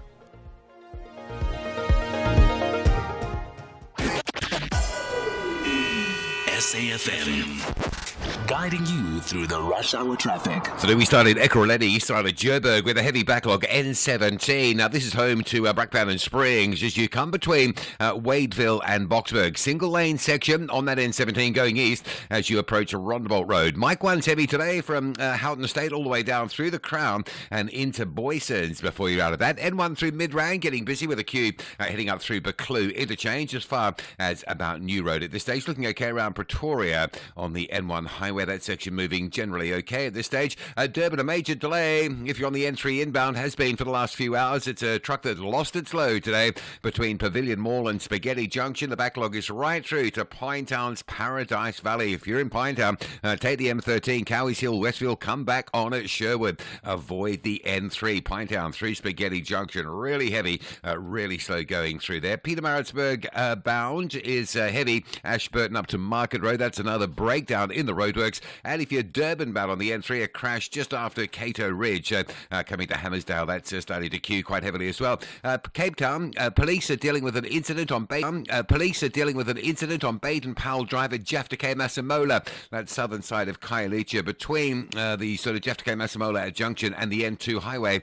Traffic is quite heavily backed up around that scene. And a lot of pressure on the N1 today. Slow moving between the city centre and the Durban Road exit at Belleville. With your traffic update, I'm Rob Byrne. This is SAfm Sports with Duming Khapele. Right, I mean, a few days ago, all the talk was about, Orlando Pirates and Kaizer Chiefs, but it's now about Mamelodi Sundowns because they're in action tonight, right? They are, and Mamelodi Sundowns coach Miguel Cardoso says that he's relishing the chance to face Phuti Mohafi in what he describes as a level playing field. Mohafi has taken over at Marumo Gallants after 3 years at Polokwane City, where he built a formidable outfit that regularly gave Sundowns Mohafi in what he describes as a level playing field. Mohafi has taken over at Marumo Gallants after 3 years at Polokwane City, where he built a formidable outfit that regularly gave Sundowns a tough time, particularly when the Brazilians traveled to Limpopo. Now, speaking ahead of tonight's Betway Premiership clash at Loftus Stadium, Cardoso says that he's still haunted by Sundowns' most recent trip to face Mohafi's former side. First of all, Marumo had and has players that are very interesting. Second, it's true. The coach in the past, he made difficult times live for Sundowns. I also remember that most of those matches were played in that second stadium in Polokwane. It was like a strategy to take Sundowns there to not allow the game to be played in the way it has to be played. That is something that I really also want to praise, because when we went to play TS Galaxy, it was an appeal to change the game to a smaller stadium, and the league didn't allow that to happen when we showed that. And that is also a step forward. We just need to be consistent on that attitude. Best players or good matches should be played in the best pitches. That's how South Africa will develop, because that's what we praised when we see the AFCON, we see the World Cup, we see the best matches in the Champions League. These teams providing conditions so that the football is well played. Well, kickoff is at 7:30. Meanwhile, Banyana will learn their opponents tomorrow in the draw for the first Inter-Confederation Playoff Tournament for next year's Women's World Cup. South Africa, Ghana, Chinese Taipei, Uzbekistan, Ecuador, and Papua New Guinea will compete for places at the tournament in Brazil. Now, the draw takes place in Zurich at 2 p.m. South African time, with the playoff tournament running from the 24th of November to the 5th of December. Elsewhere, Paul Pogba is set to leave Monaco after the club agreed to end his contract early. The 33-year-old joined Monaco last year after serving an 18-month ban for doping. However, injuries limited him to 6 League One appearances, and Pogba is currently out with a thigh injury. He did admit that he hoped to play more matches for the club, but Monaco thanked Pogba for his positive attitude and determination, saying that he remained an important figure in the dressing room. In rugby, Springbok coach Rassie Erasmus says that, he's asking fans at Ellis Park to remain quiet during the All Blacks haka before their first test this weekend. Erasmus says that he wants the traditional New Zealand challenge to be heard across the stadium, similar to the warm welcome the All Blacks received in Cape Town. The match is the first of 4 tests between South Africa and New Zealand in the rugby's greatest rivalry tour, and the tour has already seen a special haka moment with New Zealand legend Ma'anonu performing his own haka alone before playing for the Sharks against the All Blacks. Then in terms of athletics, South African para-athletics star Puseletso Mabotja has described his nomination for the SA Sports Awards as an amazing feeling. Mabotja has been nominated for Sportsman of the Year with a disability alongside his mentor and close friend, Paralympic Games gold medalist Mpumelelo Mhlongo and Christian Sadi in what promises to be a highly competitive category. For the sprinter and long jumper, the nomination is a special reward for his hard work and progress. And finally, in tennis legend Venus Williams has been given a wild card to compete in the US Open at the age of 46. The decision has sparked debate, with some critics questioning whether wildcards should go to players with stronger recent results. Williams is one of the sport's most famous players and has won the US Open twice. She first reached the final in New York back in 1997. While one tennis insider described the decision as corrupt, there is no suggestion that the US Open broke any rules. Wildcards are usually given at the tournament's discretion, and former champions have often received them. With that said, it's a wrap from my side for now. I'll have more in the next hour. Thanks for that, Shameen. Let's see what happens with Maroma Gallants and Sundowns tonight, but there's so many other sporting issues. It's all quiet on the FIFA front, just so you know, but huge interest for that test series. By the way, just regarding the box, I was having a chat about this yesterday, that, you know, in the past, before you had all these super Tri-Nations tournaments, there was no World Cup as well. When countries visited another, you'd come for like 2 months or something like that. They'll play maybe 3 or even 4 test matches, play lots of provincial games like we've seen, you know, with the Sharks and the Stormers and the Bulls over the weekend, and they would come like 1 or 2 months. That's all gone. So now it's like 1 test and then you move on and you leave the country. So what we're seeing now of 3 test matches and a series of provincial games against the All Blacks is an absolute rarity. What I don't know is who dreamt of this idea, who conceptualized this idea of rugby's greatest rivalries. Well, whatever, SA Rugby, the others, or a great marketing plan. Either way, it's been hatched. And you know what? It's working. With the ever-changing financial landscape, it can be difficult to make sense of all the moves at times. Join me, Jimmy Moyaha, on the SAFM Market Update with MoneyWeb, Mondays to Thursdays, 6 to 7 p.m, as we break down the key market trends, top financial stories, and smart investment insights, all in one place. It's everything you need to stay financially informed and ahead of the curve. Every generation has a story. Every generation has questions. Every generation has a voice. For 90 years, SAFM has been part of the conversation. This August, we listen back to the voices that brought us here. We celebrate the people who shaped our journey, and we listen for the voices that will shape what comes next, including the launch of a new annual SAFM property. This Women's Month, we are in search of an SAFM woman. 4 extraordinary women, 4 extraordinary journeys. 1 question: what does it mean to be an SAFM woman? SAFM 90 years, women, a new voice. 90 years of conversation, a nation story, our shared future. From 1 August, SAFM. Economic news on SAFM. Facts and figures you can count on. Well, Paswane Mpatlele's got all those numbers. You want to start with DRD Gold's annual results, Paswane? Yes, Ashraf, afternoon to your listeners. Strong results, annual results from the gold miner. Profits up as per land earnings per share 89%. Thanks to the stronger gold price, they realized up 40%. Yes, production was flat, but they generated strong revenues up 42%, reflecting the benefits of their operation leverage. We're seeing that the guys are reflecting strong cash generations. Margins are also great, up 58%. The cost has also increased slightly, but still manageable. The standout is that cash cash flow generated because they still hold a cash balance of around 2.7 billion with no debt, and after spending on capex and paying a dividend up 200% to 120 cents per share, reflecting that the guys have enjoyed the gold rally. Stock was up 12%. When we look into the market kicking locally, South African retail stores were up for June, up 1.6%, reflecting that there is a resilient consumer spending, but not as strong when you look at the month-on-month, down 0.6. Consumers are spending, being selective, looking for value. We look at the average consumer on the general sales still holding positively up 1%. Furniture still being bought, but when coming to those discretionary spending like clothing and hardware, consumers are pulling back. Meanwhile, on the inflation, it cooled from a 5% peak to 4.3%, thanks to cooling fuel prices coming down. Food is also seeing a continuous easing.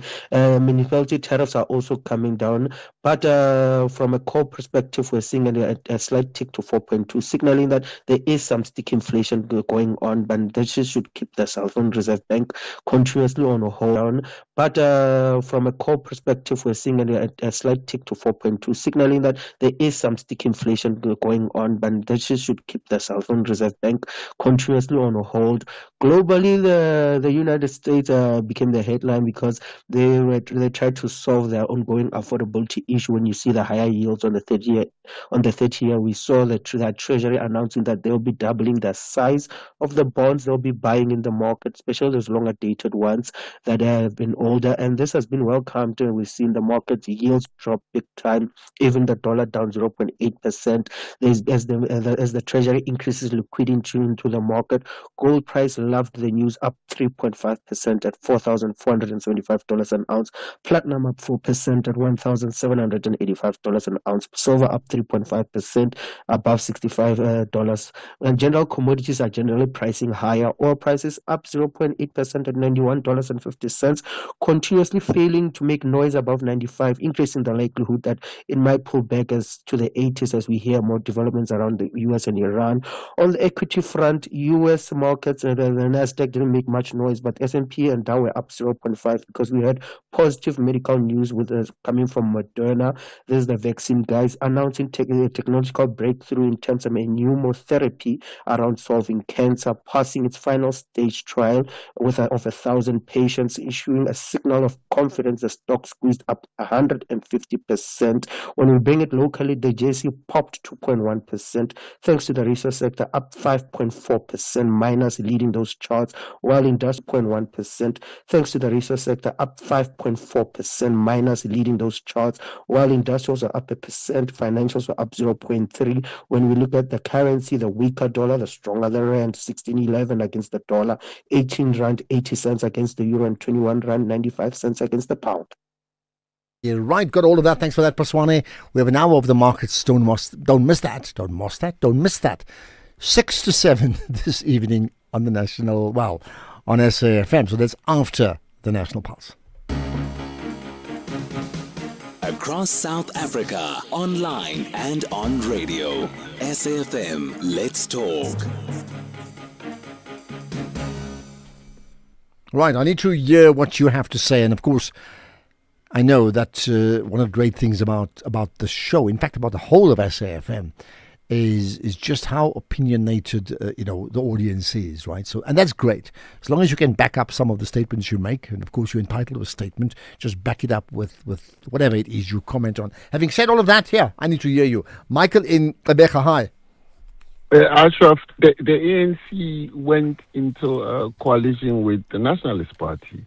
The ANC is in a government of unity with the DA, a direct descendant of the Nationalist Party.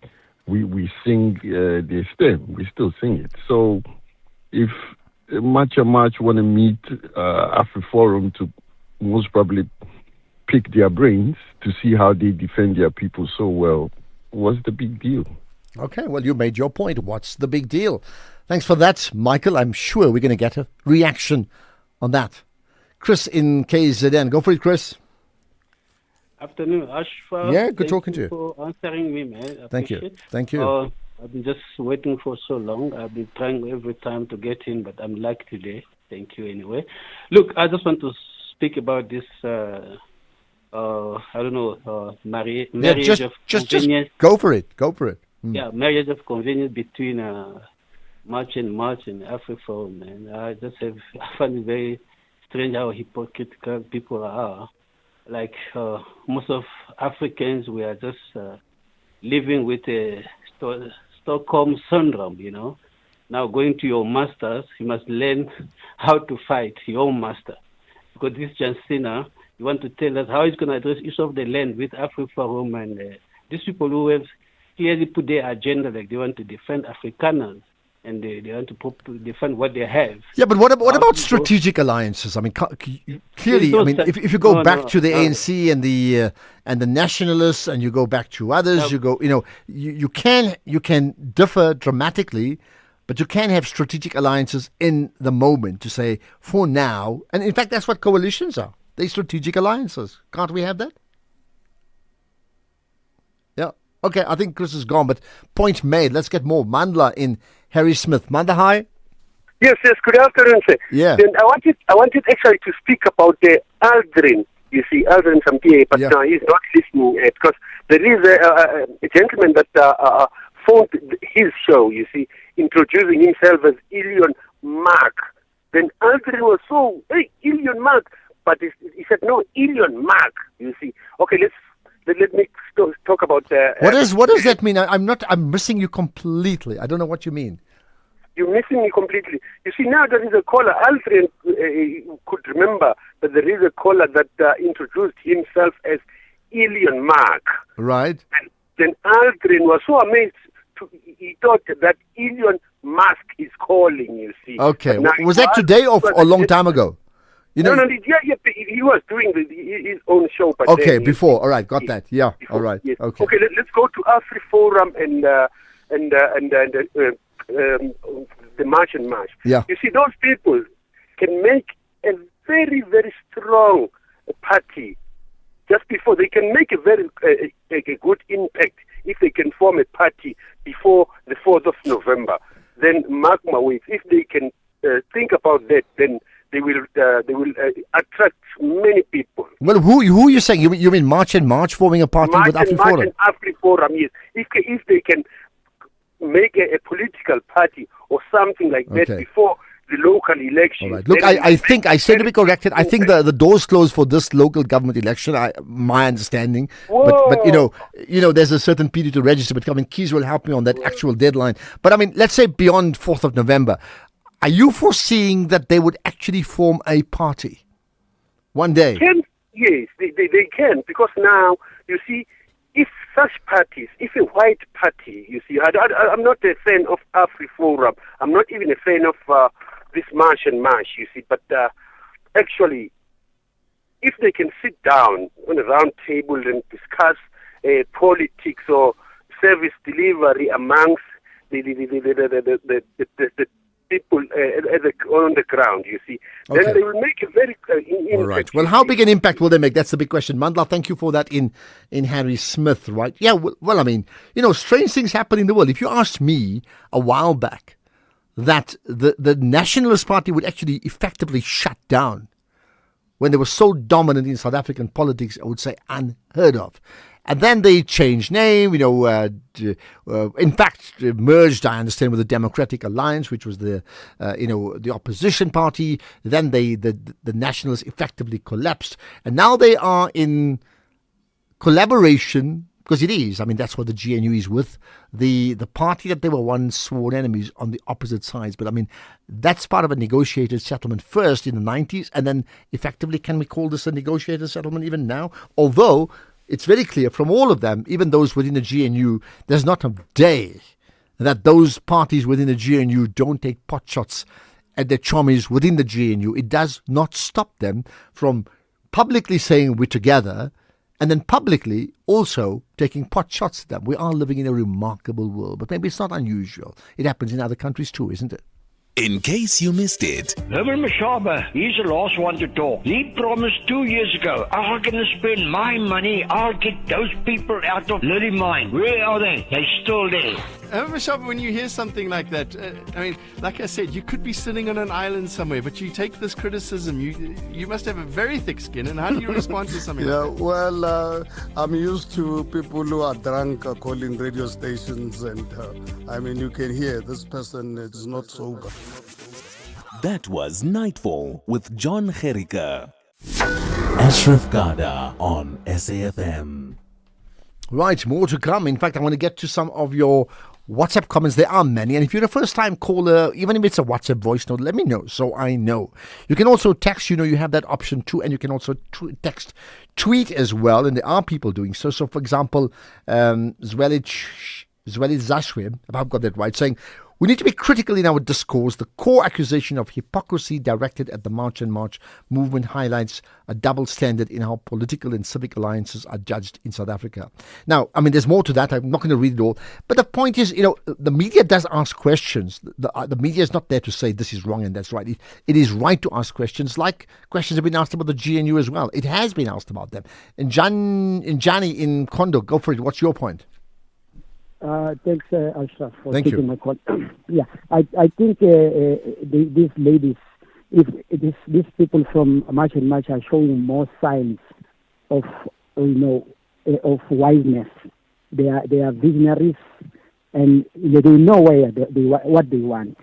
When you visit people like AfriForum for benchmarking whatever question you are there for, it means you know what you want for your people. Okay. AfriForum is the organization that takes care of their. Well, I think that 100%. much is true. I'm going to leave it because the line's not that great. If I could hear you correctly, you're saying March and March, visionaries, and Africa Forum takes care of its people. So here's the question to all of us, including me, right? Can you think of another organization that is able to raise money through subscriptions and then build, whether it's through AfriForum and Solidarity, they are chummies after all, right? Two sides of the same coin, that then has invested in the upliftment of their community and done that successfully. I'm not in any way endorsing it. I'm merely asking you a question. If you are able to give me an answer, let's get that answer and learn from it. Hamilton in Randburg, hi. Hi, Ashraf. You see, I don't have a problem when two enemies who happen to have one common enemy unite. Why do I say two enemies? Because AfriForum is well known to be fighting for Afrikaners, and March and March is well known to fighting for the voiceless blacks who wake up and take a train to go to Johannesburg not knowing where to find a job. So March and March is fighting for them. Those both are fighting one enemy, who is the government. So when they unite, that's the good thing, because both whites and blacks will win. Okay. And another thing, they do not have to form a political organization. We do not need a political organization. What we need are groups that will read the Constitution, understand it, and fight the government when the government is doing wrong or is not following the Constitution of the country.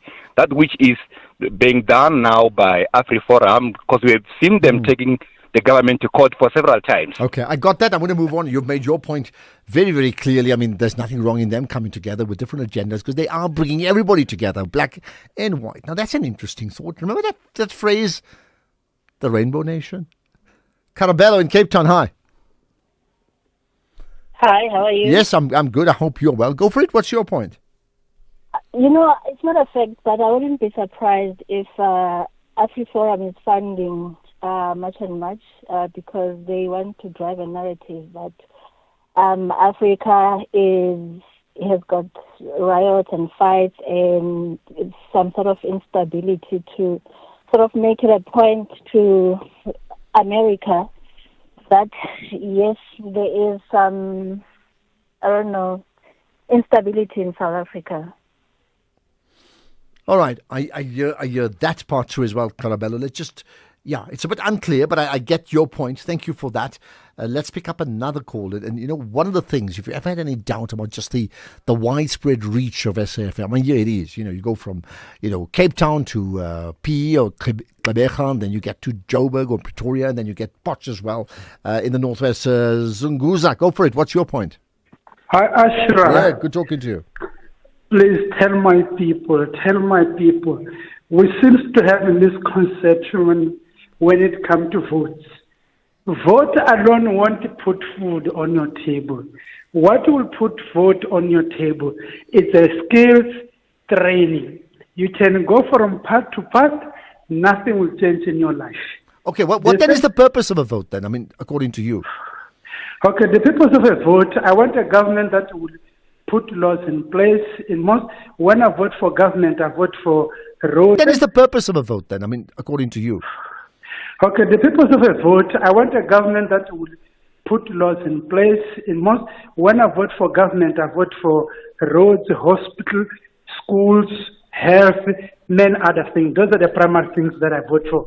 For jobs and other things, it's my responsibility to acquire some skills, educate, so that I can take my life. Isn't there a point that you can't do it all yourself? I mean, you can't govern yourself. You can't man the borders yourself. You can't you can't create passports. You can't do any of those things, right? You can't police. So therefore, you vote for an organization or institutes that will establish and action your wish list, and you hope that everybody thinks like you.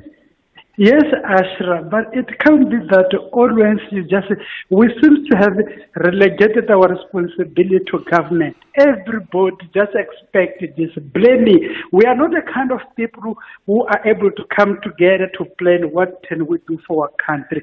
Always the government did this. I will vote for that. Imagine that they even asked Jacinta to open a political party. What a rubbish, what a hogwash. Ashra. But why not? I mean, there are other parties with 1% and 0.25%. They're entitled to do what they want. Take a look, Europe. There are other parties with 1% and 0.25%. They're entitled to do what they want. Take a look, Europe. In the developed country, there's no a country in Europe with more than 3-4 political parties. There will be 2 and 1 or 2 regional. Let's do our political party. Let's have 2 or 3. All right, Yes. I'm going to move on, but does that mean what? Ban the other parties, ban their voices, and if others want to form a party, then you don't listen to them? I mean, isn't democracy at work? There was a party there were 2, KISS, which I think is Keep It Simple Stupid, something like that, at the first election, and there was also the soccer party. They clearly didn't get enough votes, meaning they're entitled to run, and you're entitled to say no to that. TG is saying, Ashraf, I can't read the whole thing, it's too long. It's fake news that the AfriForum and March form an alliance, and what has happened is a working relationship on issues that are pressing, issues that are affecting the majority and South Africans. Really, I disagree with you. What does it mean? What's the difference between an alliance and a working relationship? Perhaps you can Google it and tell me, because I really am struggling. Your team, lovely South Africans. It's Eddie from Ondalsres. Ashraf, as South Africans, we need to pause, and look, at this issue concerning the NSFAS. It's not enough, the report that the public protector pronounced, I think yesterday or the day before yesterday. We need to go deeper than that, because once you tamper with the future of students, you are tampering with the future of this country. We need to come with the best practice that will make sure that we'll never come back to this stage on things concerning NSFAS. It's really embarrassing. The ANC has failed young people when coming to NSFAS issues. Thank you very much. Well, thank you for that. Look, it is embarrassing, and it's not just about NSFAS. I think if you're unable to manage policing, safety and security, poverty, inequality, jobs, then you are tampering with the future. You're also tampering with the present. You are doing that. You're doing all of that and more. 5 o'clock, here's the news with Greg House.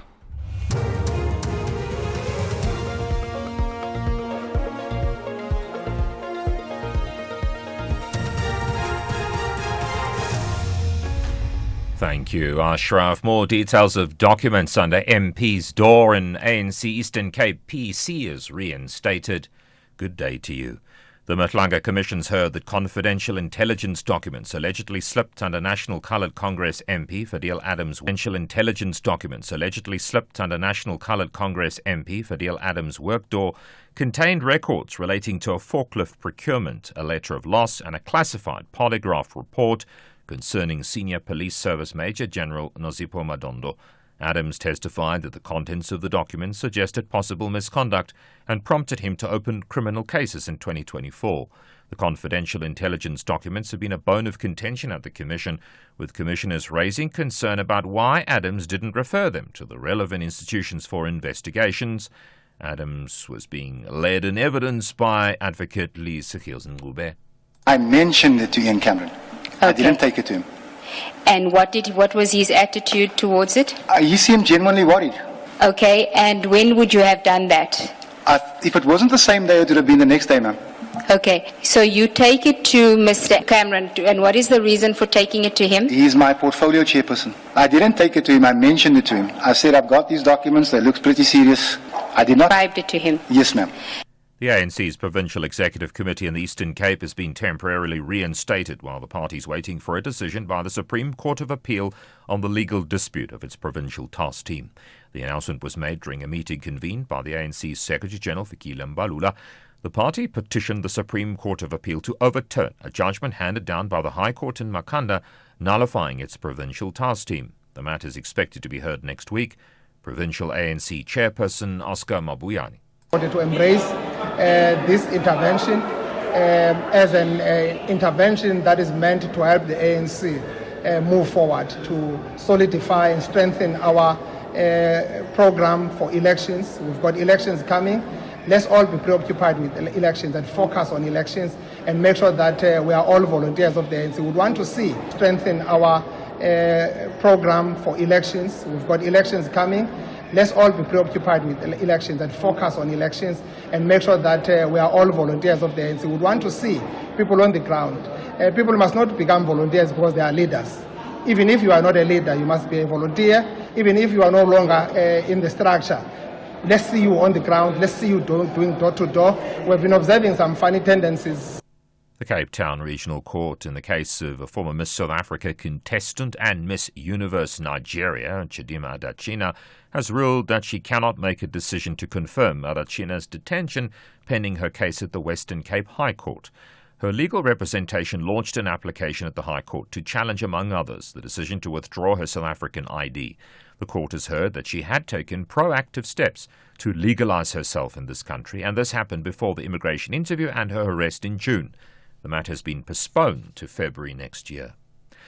A Cape Peninsula University of Technology computer engineering student says she will not leave campus despite management's instruction for students to vacate their residences. She says she has no means to travel home to Johannesburg and is also worried about her safety if she's forced to leave. University management has cited safety concerns. Students, though, have raised concerns over residence conditions, financial challenges, academic documents, and the proposed 2027 financial recovery plan. With the 4 p.m. deadline having expired, the student is determined to stay. The reason why I won't vacate is because I'm underprivileged. I don't have that money that is just lying around that I can just take and then go home. I live very far. I live in Joburg and I'm in Cape Town. So where am I going to get the bus ticket to go to Cape Town like in 24 hours? My parents can't just take money from anywhere. They can't go to loan shacks because, like it's a lot. I'm underprivileged, as they said. I'm poor. I'm an NFS student. Police have issued a photo of Hlingiwe Buthelezi, a suspect wanted in connection with the murder of Warwick DJ Warris Stock on the 16th of December. SABC News understands Buthelezi to be the girlfriend of Victor Majola. The police say was the man who orchestrated the assassination. During Majola's bail application, which was denied, police had said that Buthelezi allegedly sent to Majola's phone personal details of Warris and his partner. Buthelezi is believed to have stayed in that building where Warris was killed. Co-accused Armando Pakula pleaded guilty some weeks ago to being the gunman in the murder for being paid 25,000 rand. He has been already sentenced. The top story, the Matlanga Commission's heard that confidential intelligence documents allegedly slipped under MP Fadil Adams' office door contained records relating to a forklift procurement, a letter of loss, and a classified polygraph report concerning senior Police Major General Nozipho Madondo.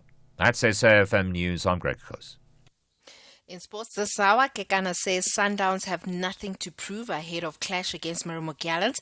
Proteas women name young squad for T20 series against Zimbabwe, and Comrades Marathon launches 2027 Sanitary Edition. More details at 5:30. SAFM, guiding you through the rush hour traffic. Good afternoon. We're tracking backlogs out of Pretoria on the way through to Midrand. It's a breakdown near Brockfontein Road. M1 South pushing a queue back through Brockfontein interchange and back towards the John Foster Drive exit. N1 fairly sluggish through Buccleuch up to New Road. The queue there really starts around Sunninghill on the M1 just after Rivonia Road today. And the N17 between Osborne Road and Rondebolt Road on your way to Brackpowder Springs, queuing pressure into a single lane roadwork section. If you are leaving Durban on your way to Pietermaritzburg, it's a big heavy queue today. It's a stationary vehicle in the usual spot in the roadworks between Ashburton and Pietermaritzburg. Backlog of the queue there beyond the Ashburton exit at this stage. And the other big one is driving into Durban. It's been solid for the last couple of hours. It's a truck that lost its load again in the construction just after the Pavilion Mall. Traffic is backlogging through the Paradise Valley interchange. So the N3, the M13 through Pinetown, very heavy backlogs as you try to get through to Durban this afternoon. M13 via Westfield to Sherwood still looks like a pretty viable option, actually. Looks like a breakdown or some issue on the M7 around the Belleville Road going out from Roxburgh this afternoon. Big queues through the N2 highway without traffic lights and then up the hill towards that Belleville Road exit. And Umgeni Road out through Springfield Park looking slow. That's a crash near the N2 highway causing that backlog. Now, Cape Town, part of Baden-Powell Drive around Jeff de Masemola has been closed due to a police incident. It's closed effectively between Walter Sisulu and the N2 highway. So there's all sorts of pressure has been closed due to a police incident. It's closed effectively between Walter Sisulu and the N2 highway. So there's all sorts of pressure on Baden-Powell, particularly coming from the Easter Rafia side down to the N2 and into that closure area. The rest of Cape Town looking heavy on the M1 outbound to Kubo interchange, and then queues continue all the way to Okavango Road at Brackenfell. With your traffic update, I'm Rob Byrne. SAFM 106.6 FM in Mangaung.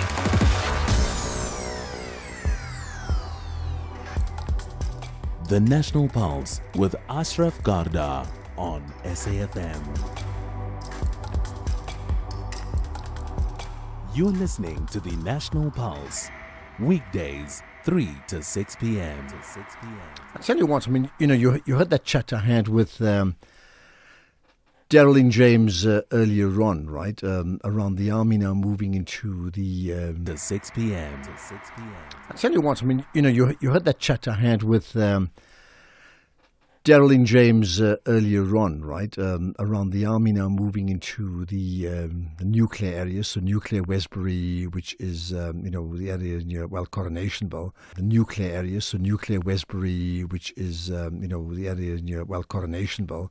And by the way, the hospital in that area is called Rahima Musa, and I'm saying that very intentionally if you just know the history in terms of South Africa's struggle. But having said all of that, that's following this gang warfare on another level that took place a couple of days ago, and all of that video, then that's why we know much about it. You just can't believe it, the type of thing you would see in a movie, and, like Mission Impossible, and you think like it's just rampant shooting. And it's happening in our country, and it's not isolated. So you've heard Geraldine James. I hope you listen to the podcast if you wish to share it with other people as well. So download that. But very importantly, like seriously, your nuclear.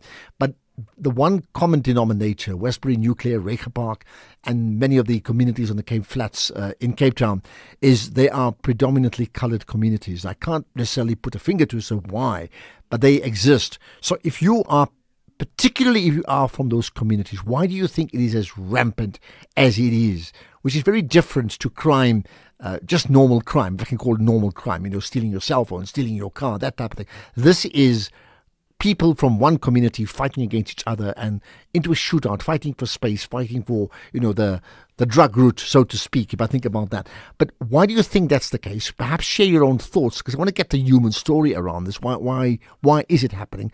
Why is it that it's, for years and years, we've been unable to put a stop to it? We'll chat about inflation declining to 4.3%. What does that matter to you? We'll talk about that as well just now. But let's talk next around the Basic Education Minister now opening a public comment around the new Bella Act. Before I get to that, let me remind you, Eric Mieni is my guest tomorrow as part of the SAFM at 90, where we pick out the voices from the years of SAFM, and Eric Mieni, one of them, having hosted, I think, a couple of shows. Looking forward to that conversation with him tomorrow here on this show. Right, the Bella Act, your thoughts on that next.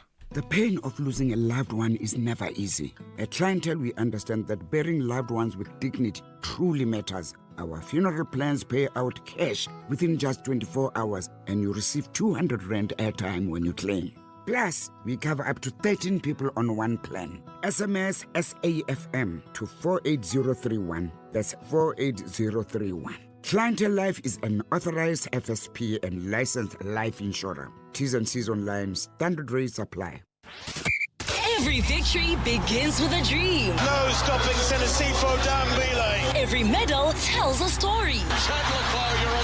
Every champion earns their place in history. South Africa qualify for the knockout rounds for the first time in their history. On Sunday, 23 August 2026, South Africa comes together to celebrate the men and women whose passion, determination, and excellence have inspired a nation. Here she goes. Will it be a world record? Join us for the 19th South African Sport Awards, proudly presented by the Department of Sport, Arts and Culture in partnership with SASCOG and the SABC. This year's theme, Crowned by Greatness, honors those who have reached the pinnacle of sporting excellence and those whose commitment continues to shape the future of South African sport. Simbine going well. Don't miss the 19th South African Sport Awards, live on SABC 1 from 7:30 p.m. on Sunday, 23 August 2026. Live from Sun City Super Bowl. Mzansi, join us as we celebrate #Izinjaze Game. South African Sport Awards, crowned by greatness. For the love of the game. From yesterday's headlines to tomorrow's questions, 90 years of conversation. Good day.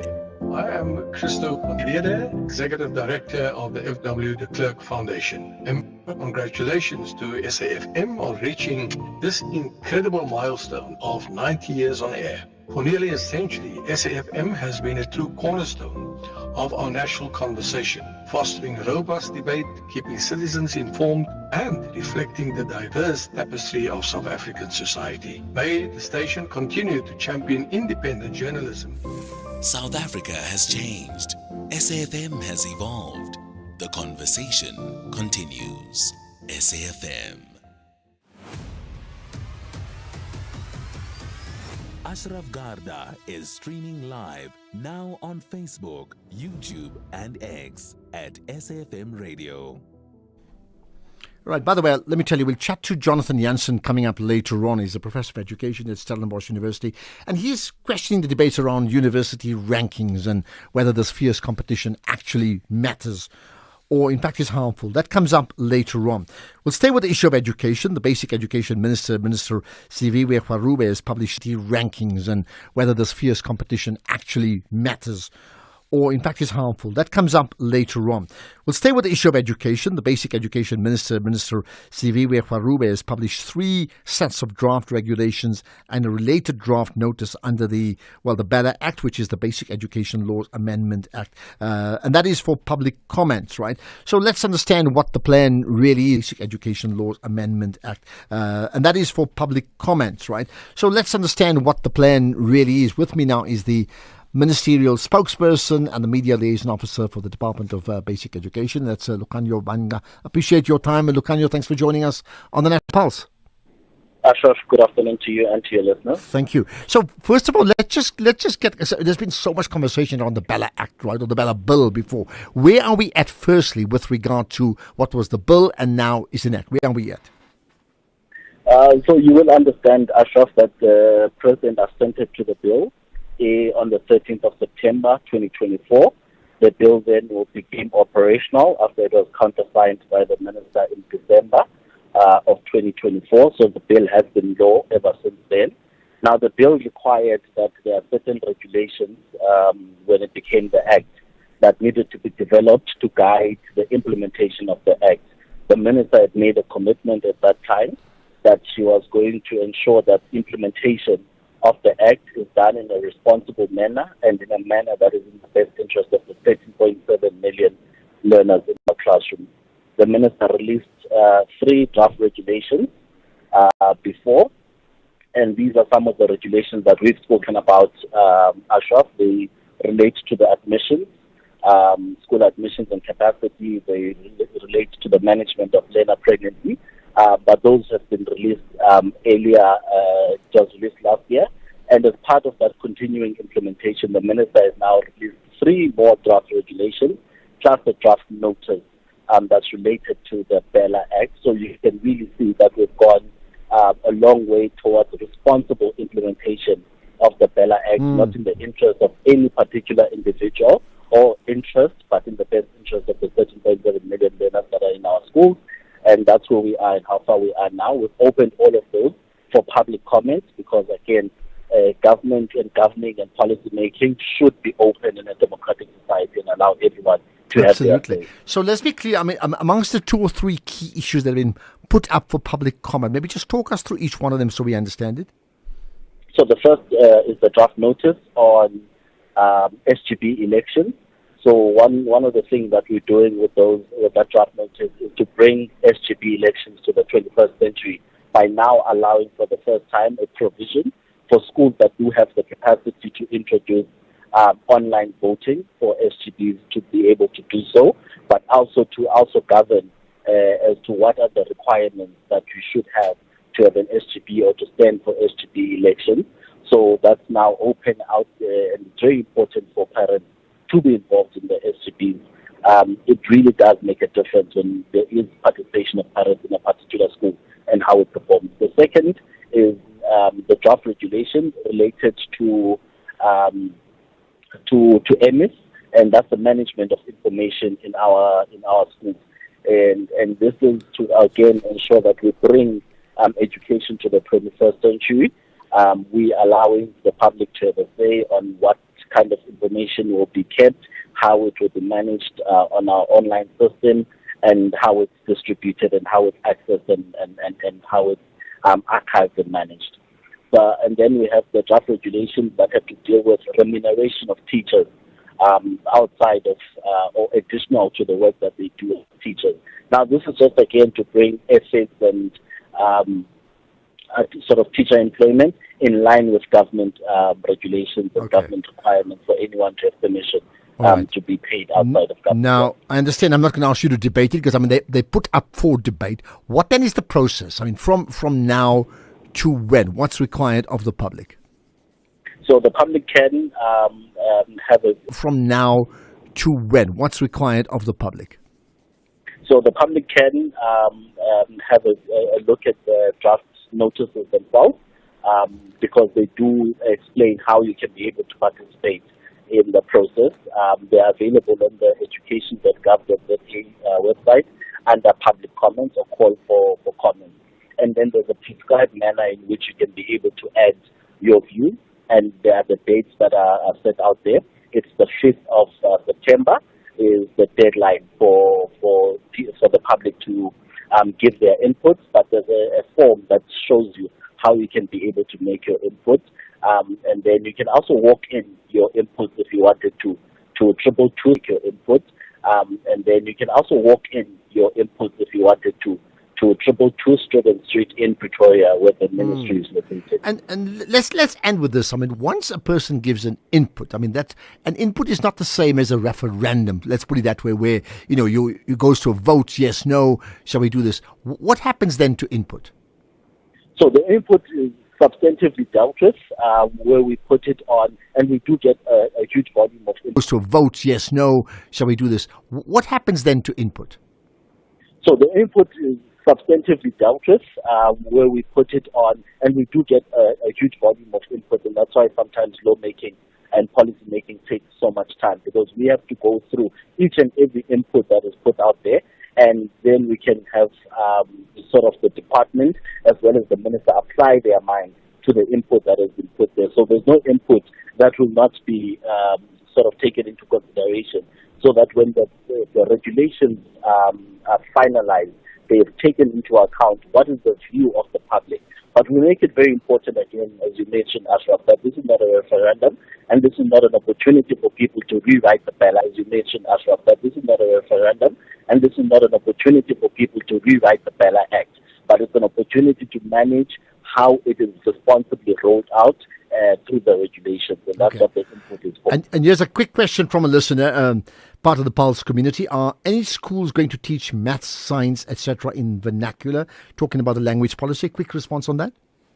We do have the mother tongue-based bilingual education. It is now being rolled out to grade 5 this year, and we are making incremental rollout of it. And hopefully by the... on that? We do have the mother tongue-based bilingual education. It is now being rolled out to grade 5 this year, and we are making incremental rollout of it. And hopefully by in the next 7 years, we are going to have all grades be bilingual. That includes the mother tongue for the learner to be able to engage with the content. Okay, got that. Appreciate your time as always. Lucanio Bangla, the ministerial spokesperson for the Department of Basic Education. That, as per the Basic Education Minister, now opening for public comment, the new Bella Act. So it's public comment. There's maybe 3 things specifically, but you need to go to the website. Then you can comment, and it'll be detailed. And it's not a poll. It's not a referendum. It's not a poll. It's comment. And let's see how convincing your argument may be. Well, how convincing is an argument when a university is number 1 or number 3 or number 5? And what does that mean? We'll chat to Professor Jonathan Jansen after this. SAfm. After 132 years of colonial rule, Algeria fought a brutal war for freedom. Independence came at a cost: lives, land, and legacy.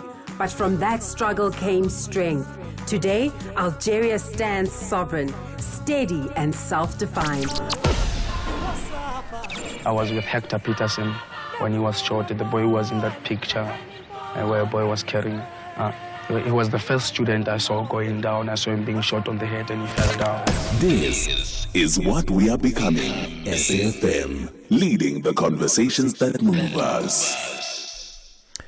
Right, before we get to chatting to Professor Jonathan Jansen, make a note of this, right? Mzansi Iswile Delicious Festival is entering a new era with SABC as its official broadcast partner. So through the power and reach of SABC, well, we bring you the music, the food, the fashion and the culture of delicious to audiences across the country. So you can join up on the 10th and the 11th of April, like giving you sufficient notice to set your... So you can join up on the 10th and the 11th of April, like giving you sufficient notice to set your calendar aligned now. That's next year at the Kailami Grand Prix Circuit. It's a date. Wherever you are in the world, SAfm 104 to 107 is accessible. We're also streaming live on Facebook, X, and YouTube at SAfmRadio. We acknowledge and appreciate everyone tuning in and watching our streams. Stay with SAfm 104 to 107 as we bring you commission live, breaking stories, and thought-provoking lectures. SAfm, leading the conversations that move us. Ashraf Garda on SAfm. Right, let's talk about this. I mean, I certainly follow social media often enough, and I picked up a fascinating tweet that I think matters enough for me to talk about it. It's a tweet from Professor Jonathan Jansen, who's the Professor of Education at Stellenbosch University. Of course, he's been at University of Free State a long, long time ago. And the tweet talks about university rankings and saying, university rankings have become a fierce competition with institutions increasingly judged by numbers, prestige and league tables. Now, the constant battle over who is number 1 raises a bigger question about what rankings really measure. And shouldn't our universities be competing over who is making the biggest impact on poverty, inequality and the quality of education in South Africa, rather than chasing changes in ranking indicators? So that's the thought leader on the agenda. We have with us now Professor Jonathan Jansen. Much appreciate you engaging us on the National Pulse. Thank you, Ashley. Thank you. So, I mean, I hear your point. Is it a compelling argument enough for university to say, well, maybe Prof. Jansen's got a point and we'll do away with these ranking indicators? Isn't the reality that these universities who vie for number 1 spot, like a leader table in a football league log, want to be number 1 because it attracts attention and attracts funding and comes across as like, hey, we're doing a great job? Well, the ranking system, which I've studied over the years, is a complete joke, right? And the reason it's a joke is, first of all, there's a whole lot of different ranking systems. And one university will be high up on one ranking system, very low on another. They'll be high in 2026, they'll be low in 2027. It's a complete joke. And so the top universities in the USA, for example, the really top universities who are normally in the top 10, they've just decided to stop this nonsense because it's meaningless. I mean, what's the difference between Princeton and Yale? What's the difference between Wits and UCT? These are all good universities. Secondly, criteria by which they measure, greatness is a joke as well. So, for example, you are measured to the extent that you have smaller classes rather than larger classes, okay? You measure to the extent that you have more international students than fewer international students. We've just had a whole political thing about getting rid of international students and academics and all of that. So, in a developing country, I don't want UCT to measure itself against Princeton. What I want is for UCT to say, what are the criteria by which we rate ourselves? For example, John Samuel used to say this best. He said, every year there's a complete washout during the rains in Khayelitsha. What has UCT done in terms of its social impact with its engineering department to solve that problem, if you get my point? So the criteria by which we measure goodness cannot be the same as happens in elite universities in Europe and North America, because they actually don't care, which is why so many people in the public mind, they are asking questions like, what are these universities for? All right. I mean, like you make a compelling argument, but the problem is the compelling argument compelling enough for the university to disregard what you say? No. And I'll tell you why, having been a vice chancellor myself. The university, as much as you and I might academically say, based on research and thought, this is nonsense, the parents and the students will say, hey, is it Wits or UCT or Stellenbosch or whatever university? So there's a lot of pressure on vice chancellors from people who consume this nonsense and actually believe it, right? And they sort of say, but listen, last year you were number 1, why are you now number 4? Whatever the case may be. That pressure is real. And so marketing departments, you know what I saw the other day, Ashraf? You're going to laugh at this one.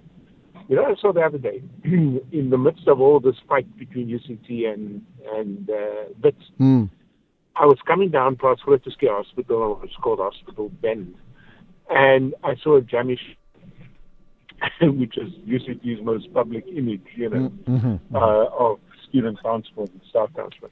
On the back of the Jamish shuttle in Cape Town at Grooteske Hospital was an advert, a huge advert on the back window saying, Wits is number 1 in Africa. What the hell? You in Braamfontein, why are you? So this silliness now has taken over, and marketing departments know that the university constituency wants to know whether you're number 1 or number 7, unfortunately. Yeah. All right. So, but perhaps then, okay, so let's just say it, and I certainly want to take this conversation further by ideally speaking to UCT and Wits, sometime down the line, or maybe even UJ too, because all of them are buying, as you said, I get the point about different rankings. So you just wonder, how many league tables can there be, right? But let's say we get your point, right? Then, and I'm not talking about one, but are South African universities geared to creating social impact? And if we measure them by your measurement of how do they measure up against social impact, well, how do we measure up, the different universities in our country? I think there's much more of a consciousness about social impact in South Africa than in American universities where I studied. They never talked about social impact. They about how many Nobel laureates do we produce? How many, how selective are we in excluding people in the undergraduate intake? They've got a completely different sense of what it means to be a university, right? Now, I'm not saying some of those things aren't important. I'm competitive. I love having the best research and all that stuff. But at the end of the day, if as a professor of education, I'm not making a difference with the best research I produce in the schools that have been marginalized in our country, then what the use am I as a professor of education? You with me? Now that can go to every discipline and so on. So we have to norm our indicators for excellence differently. And as I said, there is an for excellence differently. And as I said, there is an understanding, but very often many of our universities do social impact sort of as a consciousness measure. They're not serious about it. The level of investment is very small compared to teaching and learning. So is there, by chance, is there a social impact barometer in our country, in general, and is there a social impact barometer for universities at all in our country? No. Should there be one? Should we actually have Absolutely. a barometer? If you're an African university, and I'm thinking of the continent now, I would really want to know what our contribution is to solving malnutrition problems. How on earth in a country like South Africa can so many children die, for example, of malnutrition? I mean, it's a shame. We're not the poorest of the poor, you know what I'm saying? So I would like to see university departments, whether it's the nutrition department at University X or the water engineering department at University Y, all saying, the university sort of saying, we will measure of course the usual things apply, right? Teaching, research, and so on. But I would put a much bigger emphasis and a much bigger investment in a social impact barometer and make that worth striving for. Well, I'll tell you what, you've certainly put it on the agenda, and simply an agenda that I want to stretch in the days ahead. I mean, I get your point, and to put it in very simple terms, I mean, you're asking the question, if in a country like let's take Iceland, right? Would they be, or rather, let's take Saudi Arabia. Would they be having a course about how to build igloos in Saudi Arabia? And would Iceland, for example, practice a concept of how to survive in the desert? That type of mismatch perhaps is something we need to consider. So point well made. Thanks for putting that on the agenda. If you are tweeting about it, by the way, feel free to tweet more and then tag SAfmRadio and myself. I'd gladly share that as well. Professor Jonathan Jansen, Professor of Education at Stellenbosch University. Question is, do they make a social impact? Which university, in your opinion, does make a social impact in our country? Think about that. Let's get the news headlines. Here's Greg House. Thank you, Ashraf. Quick look at the headlines. The High Court in Makhanda has declared the decision by the Eastern Cape Education Department to withhold 33% of public school funding unlawful and unconstitutional. The Matlanga Commission's heard that in confidential intelligence documents allegedly slipped under MP Fadil Adams' office door in Parliament contained records relating to a forklift procurement, a letter of loss and a classified polygraph report concerning a senior police major general. And further afield, Ukraine's president has fired one of his top aides. We'll have more on that story and other news at the top of the hour. Outsurance is in the business of saving you money on your car insurance premium. If they can't, ask for 500 Rand. SMS out to 30754. That's out to 30754. SAfm. Guiding you through the rush hour traffic. Good afternoon. We started mid-round with a crash on the M1 South at Buccleuch. Interchange coming through from Allendale Road. That traffic really starting to backlog into that. Roadworks around the Osborne Road exit on the N17. Eastbound towards Boksburg and westbound towards Joburg coming up to Wits Rifles. Slow traffic there, single lane sections to work through. Pretoria's highway's not too bad. The N1 between John Foster and the R21's a little bit sluggish, but ahead of that, looks okay for a run up through Atterbury, Linwood and on your way towards the Montana exit. Now Durban having a very busy afternoon. A crash on Umgeda Road at the N2 causing some delays through Springfield. A lost load on the N3 inbound. This is heavy, big backlogs. The lost load between Pavilion Mall and Spaghetti Junction. Backlogging right through to about the M7 highway at Pinetown. Almost that far back. M13 through Pinetown to try to get through Paradise Valley and into the N3. That is a mess as well. Some really big traffic between Pinetown and Spaghetti Junction today. Also the M7 from Rossborough up the hill towards Belleville Road, that stays heavy as well. And Inanda Road out from Seacow Lake across towards Parlock, very busy. The breakdown going up to Market Road, N3 Ashburn through to Market Road, that is being cleared. Also cleared up, Cape Town's Baden-Powell drives a police incident between the N2 and Jafta Masemola. Baden-Powell was closed. It has been reopened, but there's a lot of traffic backlogging in that particular area today. And coming out of Cape Town, the N1 heavy to Kuburg interchange, the M5 from the Kuburg interchange down towards Racecourse Road in the Kenilworth area, very busy. And the N7 North queuing at Dunoon into a single lane roadwork section towards the Malabongwe Drive exit. With your traffic updates, I'm Rob Byrne.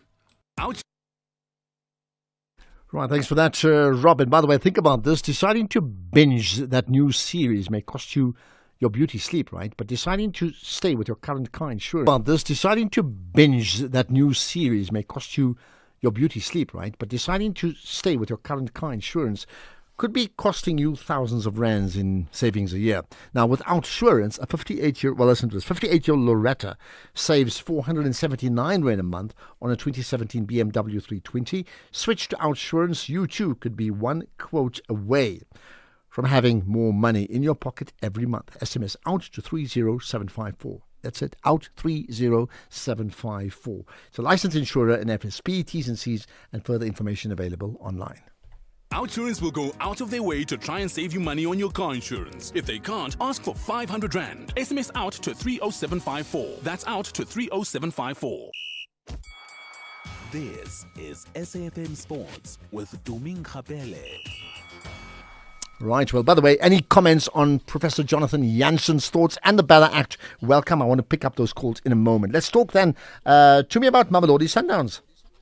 Yes, Mamelodi Sundowns defender Grant Kekana says that the Tshwane Giants are focused on their own progress rather than measuring themselves against their Betway Premiership rivals ahead of their first home game. The veteran centre-back was responding to questions about whether Sundowns face greater competition this season after surrendering their title to Orlando Pirates last campaign. Sundowns host Marumo Gallants at Loftus Stadium tonight, aiming to move level with the Buccaneers on points after 3 matches, and Kekana insists that the African champions remain a formidable force. If you looked at the way we played against Kaizer Chiefs, I think we dominated the ball. So we're still Mamelodi Sundowns, we're still the African champions, and sometimes we're not going to start the season, sprinting 100 miles an hour. It's a build-up for us.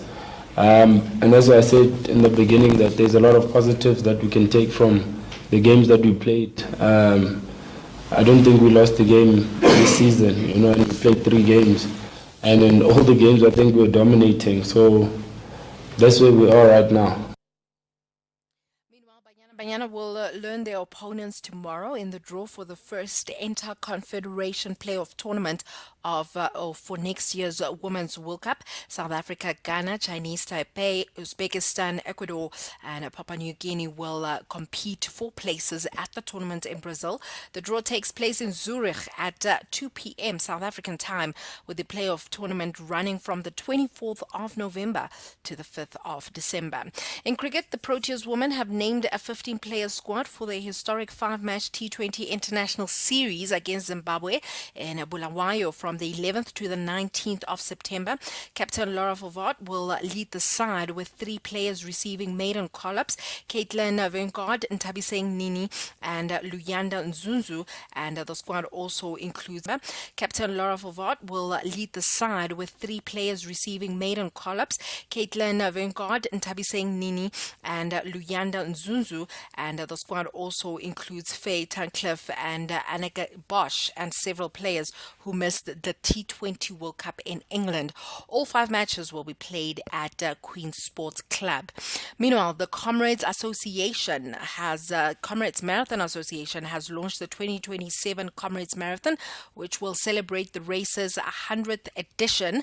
Now, the race will take place on the 13th of June 2027, starting in Pietermaritzburg and finishing in Durban. A record 28,000 runners will be allowed to enter the race, and the finish will be at the Kings Park Sports Precinct in Durban. Entries will open from the 25th of August in 3 stages, and this year's theme is the greatest story ever run. In tennis, Australian tennis star Nick Kyrgios has been provisionally suspended after testing positive for cocaine. The 31-year-old tested positive during an ATP event in Mallorca on the 22nd of June, and Kyrgios has admitted to making a huge mistake and says that he takes full responsibility. The former Wimbledon finalist apologized to his fans, family, and sponsors, as well as young people who look up to him. Meanwhile, tennis legend Venus Williams has been given a wild card in the US Open at the age of 46.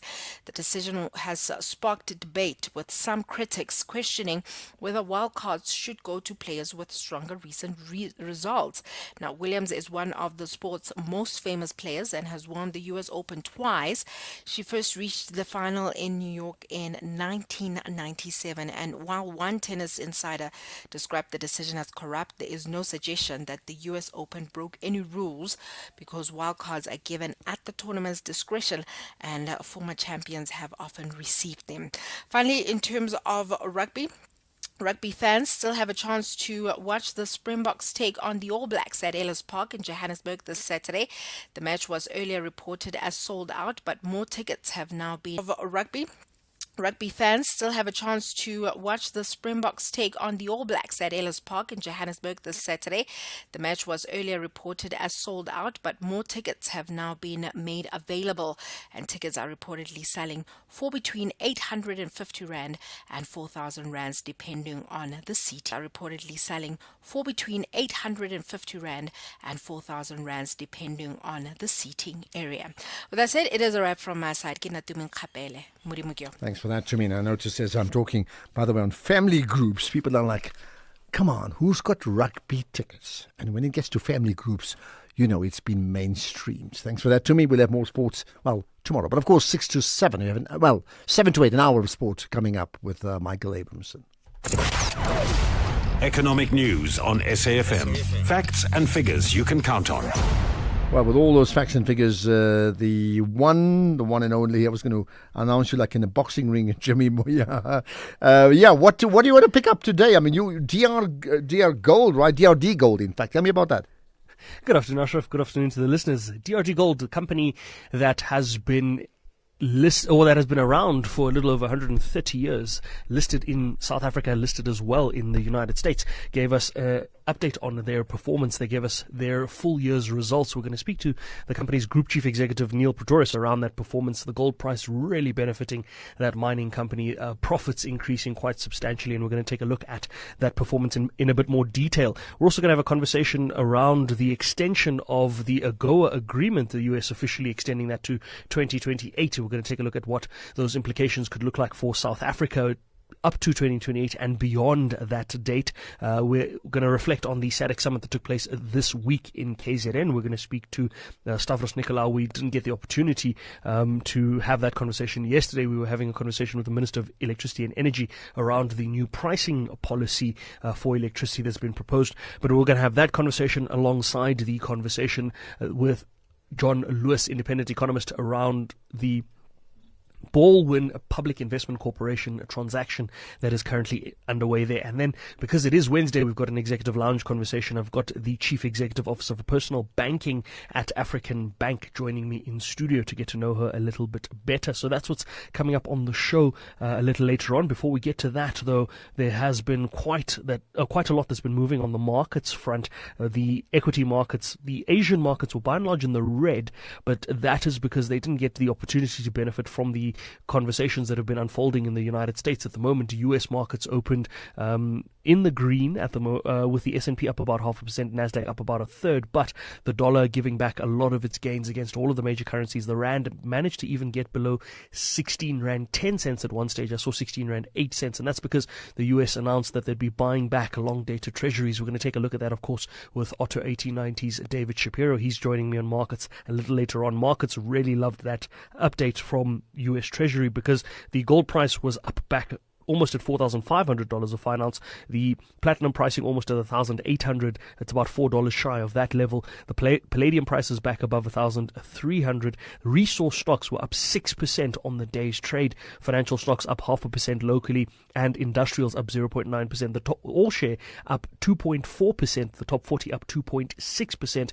As I said, that rand 16 Rand 11 cents at the moment, but it was at 16 Rand and 8 cents at one stage as well. The price of a Bitcoin has gone up as well, $68,500 a coin. In Rand terms, 1,070,000 Rands with that stronger Rand.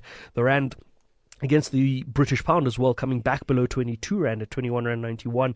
The euro 18 Rand 78. We've still got data coming out of the US, or rather the FOMC minutes coming out of the US later on. We've got President Trump set to speak later on as well. So I want to get David's thoughts on that. Get a sense of what could potentially move the markets there. We know that every time, lately at least, that the President of the United States has taken to making announcements, the markets have been moving. So I guess that's going to keep us busy going into the evening, but we'll be back after 6 o'clock to take a look at that and other market conversations. For now, Ashraf, back to you. Right, thank you. Enjoy your show. 6 to 7, sport coming up. 7 to 8, a whole lot more coming up. I saw John Herrick earlier. Clearly he's going to be back later on this evening, so listen out to his show after 10 o'clock at night. A whole lot more to come up, right? Okay, let's talk inflation after this. SAFM. Prime time all day long. So I guess when you have inflation declining to 4.3%, you could say deflation, which is probably what everybody wants, I think. Let's find out more about it with Patrick Kelly, Stats SA's Chief Director responsible for price statistics. Patrick, thanks for joining us on the National Pulse. Good evening, Ashraf. Thank you. Right, give us those numbers in terms of the latest numbers regarding inflation. Yeah, so CPI, consumer inflation, came in at 4.3% for July. That was slightly down from the 5% in June. So just to clarify the terminology, we call this disinflation rather than deflation. Deflation would be a negative number. So it's a bit like prices are still increasing, but just at a slower rate. We can really thank three things for this softer number. First one is lower food inflation.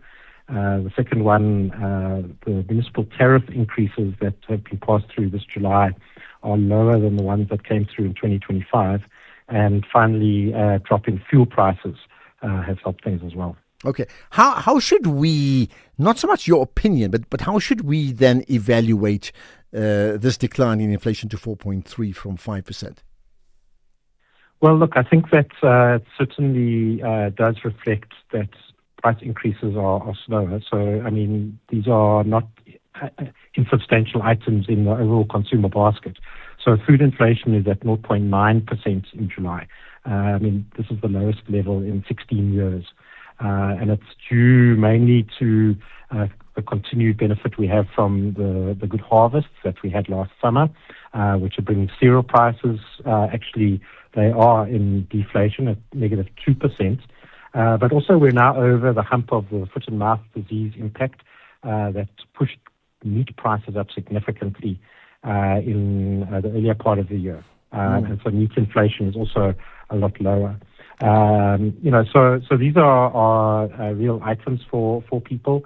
And they are, prices are certainly lower than they were, say, 6 months ago. Okay, we can have another conversation about how inflation is measured. Not today, some other time. But you did make the point that these numbers are the lowest since 16 years. So that brings us, 2010 World Cup time. I'm just thinking about that. Why does this matter to the consumer? Someone listening in, why does it matter to them? Yeah, look, I think that we obviously we go to the grocery store each week or each month. We see prices going up. But I think what this is saying is that prices are going up very, very slowly, particularly for food items. So that's significant because you want for example, your salary increases to match the kind of overall rate of the cost of goods and services that you buy. But it's not all rosy. I mean, if we look at the municipal services, while these are lower increases than last year, they're still quite steep. So electricity tariffs are at 8.1%. That's almost double the average rates of inflation. That it's lower than the 10.4 that we had last year. Water tariffs are up 10.2%. So these are quite steep increases that, most of us don't really have a choice as to whether we do pay our electricity account or not. Otherwise, we'll just be cut off. Okay, let's leave it at that. Appreciate your time. Patrick Kelly, Stats SA's Chief Director for Price Statistics. Thanks for engaging us on the National Pulse. Across South Africa, online and on radio. SAFM, let's talk. There's been a couple of things. One is by, now Dr. Naledi Pandor, who spoke about, and I think critically, I don't have the facts with me, critically around the formation of a new Afrikaans university, probably by, AfriForum, etc. And I don't have it with me, but I know that happened. She was critical of it in terms of why should that be the case? That's one. Now, in the meantime, Jacinta Ngubezi Zuma then spoke about a a university for people who speak isiZulu. And I say that because Zwelinzima Vavi then is tweeted in response to that. And listen to this one, what he says. There is no such thing as a university of the people who speak isiZulu in the first place. Our universities are South African institutions open to all South Africans regardless of language, ethnicity or province. What she is expressing is a dangerous desire to balkanize South Africa along ethnic and linguistic lines, to turn our diversity into separate political and territorial enclaves. Colonialism and apartheid tried precisely this through segregation, Bantustans and the deliberate manipulation of ethnic identities to divide and rule.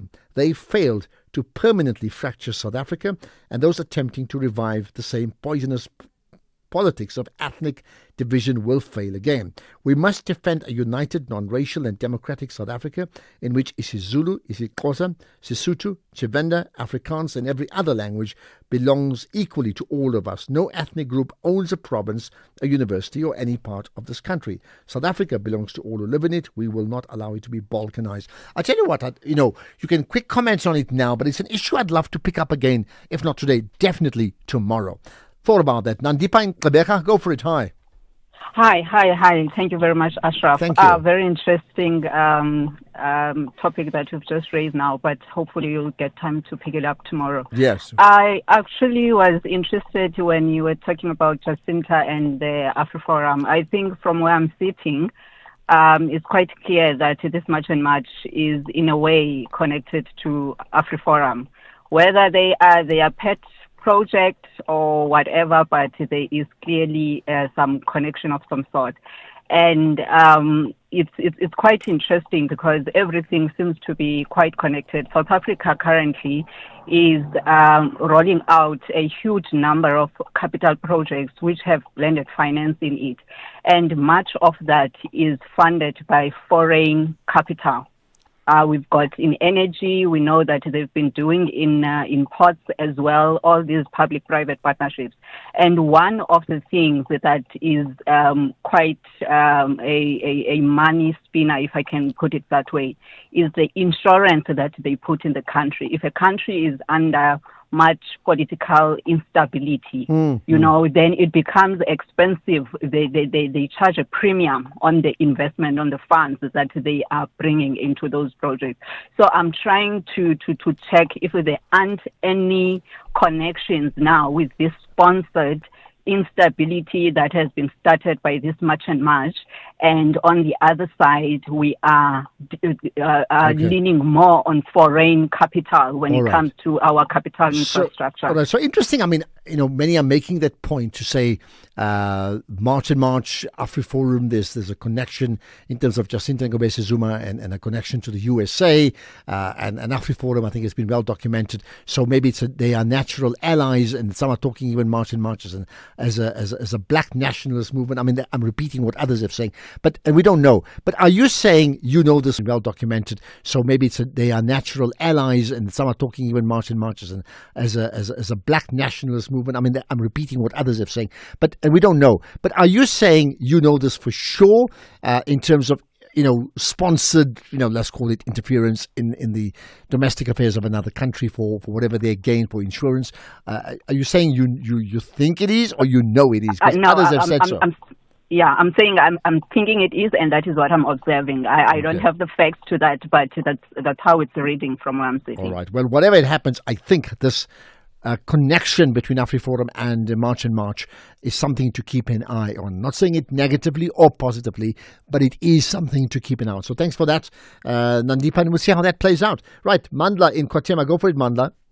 Evening, Ashraf. Good evening. Professor spoke about this thing, AfriForum and March and March, saying big business is involved in this thing now. Is showing up its head. Thank you. I sort of missed what you said. The line's just too bad, Mandla. Thanks for that. But I couldn't hear you too clearly. I must tell you, I must apologize in advance. And sometimes it comes through as very muzzled. So just could not hear much of what you said. Right. There are lots of other WhatsApp comments and text messages that we've got. Let's play some of them. Hi, Ashraf and your team, lovely South Africans. It's Eddie from Ondalsres. Ashraf, as South Africans, we need to pause, and look, at this issue concerning the NSFAS. It's not enough, the report that the public protector pronounced, I think yesterday or the day before yesterday. We need to go deeper than that, because once you tamper with the future of students, you are tampering with the future of this country. We need to come with the best practice that will make sure that we'll never come back to this stage on things concerning NSFAS. It's really embarrassing. The ANC has failed young people when coming to NSFAS issues. Thank you very much. Okay. In fact, we played that before, and sometimes, my apology, sometimes these things we delete and they don't actually delete. By the way, interesting conversation regarding Fadil Adams. I'm just picking it up on Twitter. So, Mbuyiseli Madlanga, Justice Madlanga, saying to him on Twitter, so Mbuyiseli Madlanga, Justice Madlanga, saying to him, can you please try to summarize? And then Fadil Adams saying, I'm finishing, Chief. And then Madlanga saying, I'm not Chief, please. And then Adams saying, sorry, Buddha. That's how we address an elder in Cape Town. There we are. We can laugh. Afternoon, Ashraf, I'm Sweden. My fear is that much and much might get swallowed or rather captured by Africa. In Cape Town. There we are. We can laugh. Afternoon, Ashraf, I'm Sweden. My fear is that much and much might get swallowed or rather captured. For instance, it might find itself having to mobilize for regime change or campaigns that are meant for regime change for AfriForum. As AfriForum is always suspected of by many people in this country, also much and much advocates for regime change of by many people in this country. Also much and much, there are some rumors or narrative from some quarters in this country that it advocates for regime change. My question was that why did Jacinta Ngobese choose to form her own movement, whereas we already have movements that are doing the work that she does, movements such as Operation Dudula? Perhaps the narrative that they are for regime change might be true. Thank you. Well, I mean, you have to admit that her movement has had greater impact than many others. Why do they form the movement? Right of association. Why does a party form a political party? For that reason. In terms of who's usurped by the other, I mean, you are speculating, right? Hi, Ashraf. I believe it was Robert Mangaliso Sivugwe who said, in order for black people to own their freedom, the struggle and liberation of Africans must be led by Africans themselves. So scholars argue that that's when he left the ANC, because he believed that the ANC is going to the same direction in which the March and March is heading right now. Dumisa from the beautiful tourism and agricultural village of Pirini in Limpopo, the to Kenya's biosphere. Okay, got that. There's also analysis on the conversation around the DA and the financial mismanagement of a company led by a key person within the DA. Good afternoon, Ashraf. Ashraf Matabuche. Ashraf, Duvenache is running from the facts or realities. If it was another political party, especially the one that is predominantly black, Duvenache would be saying that there is a case to be answered and an action needs to be taken. Now with DA, he is saying he does not think that an action should be taken until something concrete is clear or a clarity is given on some of these allegations. He is not fair when it comes to analysis of topics, especially with regards to political parties. Right. Thank you, Ashraf. Thank you for making that point. And listen, the airwaves are democratic, and that's why you're using it. Here's another. Ashraf, we'll discuss everything and anything. Let's not forget the fact that the DA will lose conservative votes to the Freedom Front Plus for their decision to be in partnership with the ANC. Thank you. All right. Nine. This is Marvin from Quebec. with regards the meeting between AfriForum and March and March. AfriForum, Kali Kriel are not good people, evil to say the least. They have shown what they think about South Africa, what they think about this nation, what they think about black people. So I think March and March, trying to carry favor, trying to buy favor, but that's the typical persons that they are. We need better people, we need better leaders. Madiba showed who he was, a black person that cared, and that was all that he showed, Tannie Verwoerd. The rest, we know who these people are, and AfriForum, Vryheidsfront Plus, Democratic Alliance, all same WhatsApp group. Okay, got that. Good evening, Ashraf. It's Mandla here in Bushe Park. You know, AfriForum is up to something. They first went to meet Jacob Zuma. Now they are meeting March and March. Next time they'll be meeting Gizwe and this other guy. Actually, they've realized that in KZN, whenever you want to start a mobilization against the government, KZN is so quick to respond to that. So now they'll be using such organizations just to go against ANC. They never liked Jacob Zuma when he was a president, but all of a sudden they went to meet him. Okay, here's another. Good afternoon, Ashraf and SAFM listeners. Ashraf, to go straight to the point, it's Marumo here in Mahike. You know, the way I was so proud, Jacinta Ngobese Zuma, and how she's doing things, how she's accurate, you know, I'm so disappointed. I remember at one stage she was acknowledging how AfriForum are doing their things and their people are winning because they are helping their people. But I never thought it will come a time where she's going to meet them and made certain agreement. I never thought it would come to that because the two parties are too different. I'm totally disappointed by him. It's Marumo in Mahike. Good afternoon. Okay, and I don't need to add to that. I think you expressed yourself very clearly. Here's the last one I'll play. Afternoon, Ashraf. Is Hamilton here. Here we see two enemies who have one common enemy. These two enemies decided to combine or unite to fight their common enemy, who is the government. If you see something wrong with these enemies uniting, it means that government is not your problem. If the government of today is your problem, you won't see nothing wrong with two enemies uniting to fight the government. Okay. That's it. Let me end with that comment from Professor Jonathan Jansen around the university rankings, right? What did he say? The ranking system is a complete joke, and then referred to a whole lot of different rankings that different universities pay attention to and amplify. Is the ranking system a complete joke? We need to talk about that tomorrow. Let's get the news. Thanks for listening. It's 6 o'clock. Here's Greg Hurst.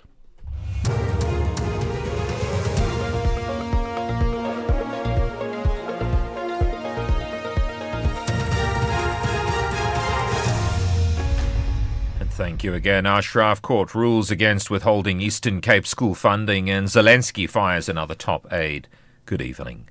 The High Court in Makhanda has declared the 10% of public school funding unlawful and unconstitutional. The order follows an application brought by the Makhanda Circle of Unity and several school governing bodies challenging years of underfunding for Eastern Cape schools. The department reached an out-of-court settlement with the applicants, which was made a court order. Cecile van Skalkwyk is from the Legal Resource Centre. I think the implication of the case on ground level is that in the coming financial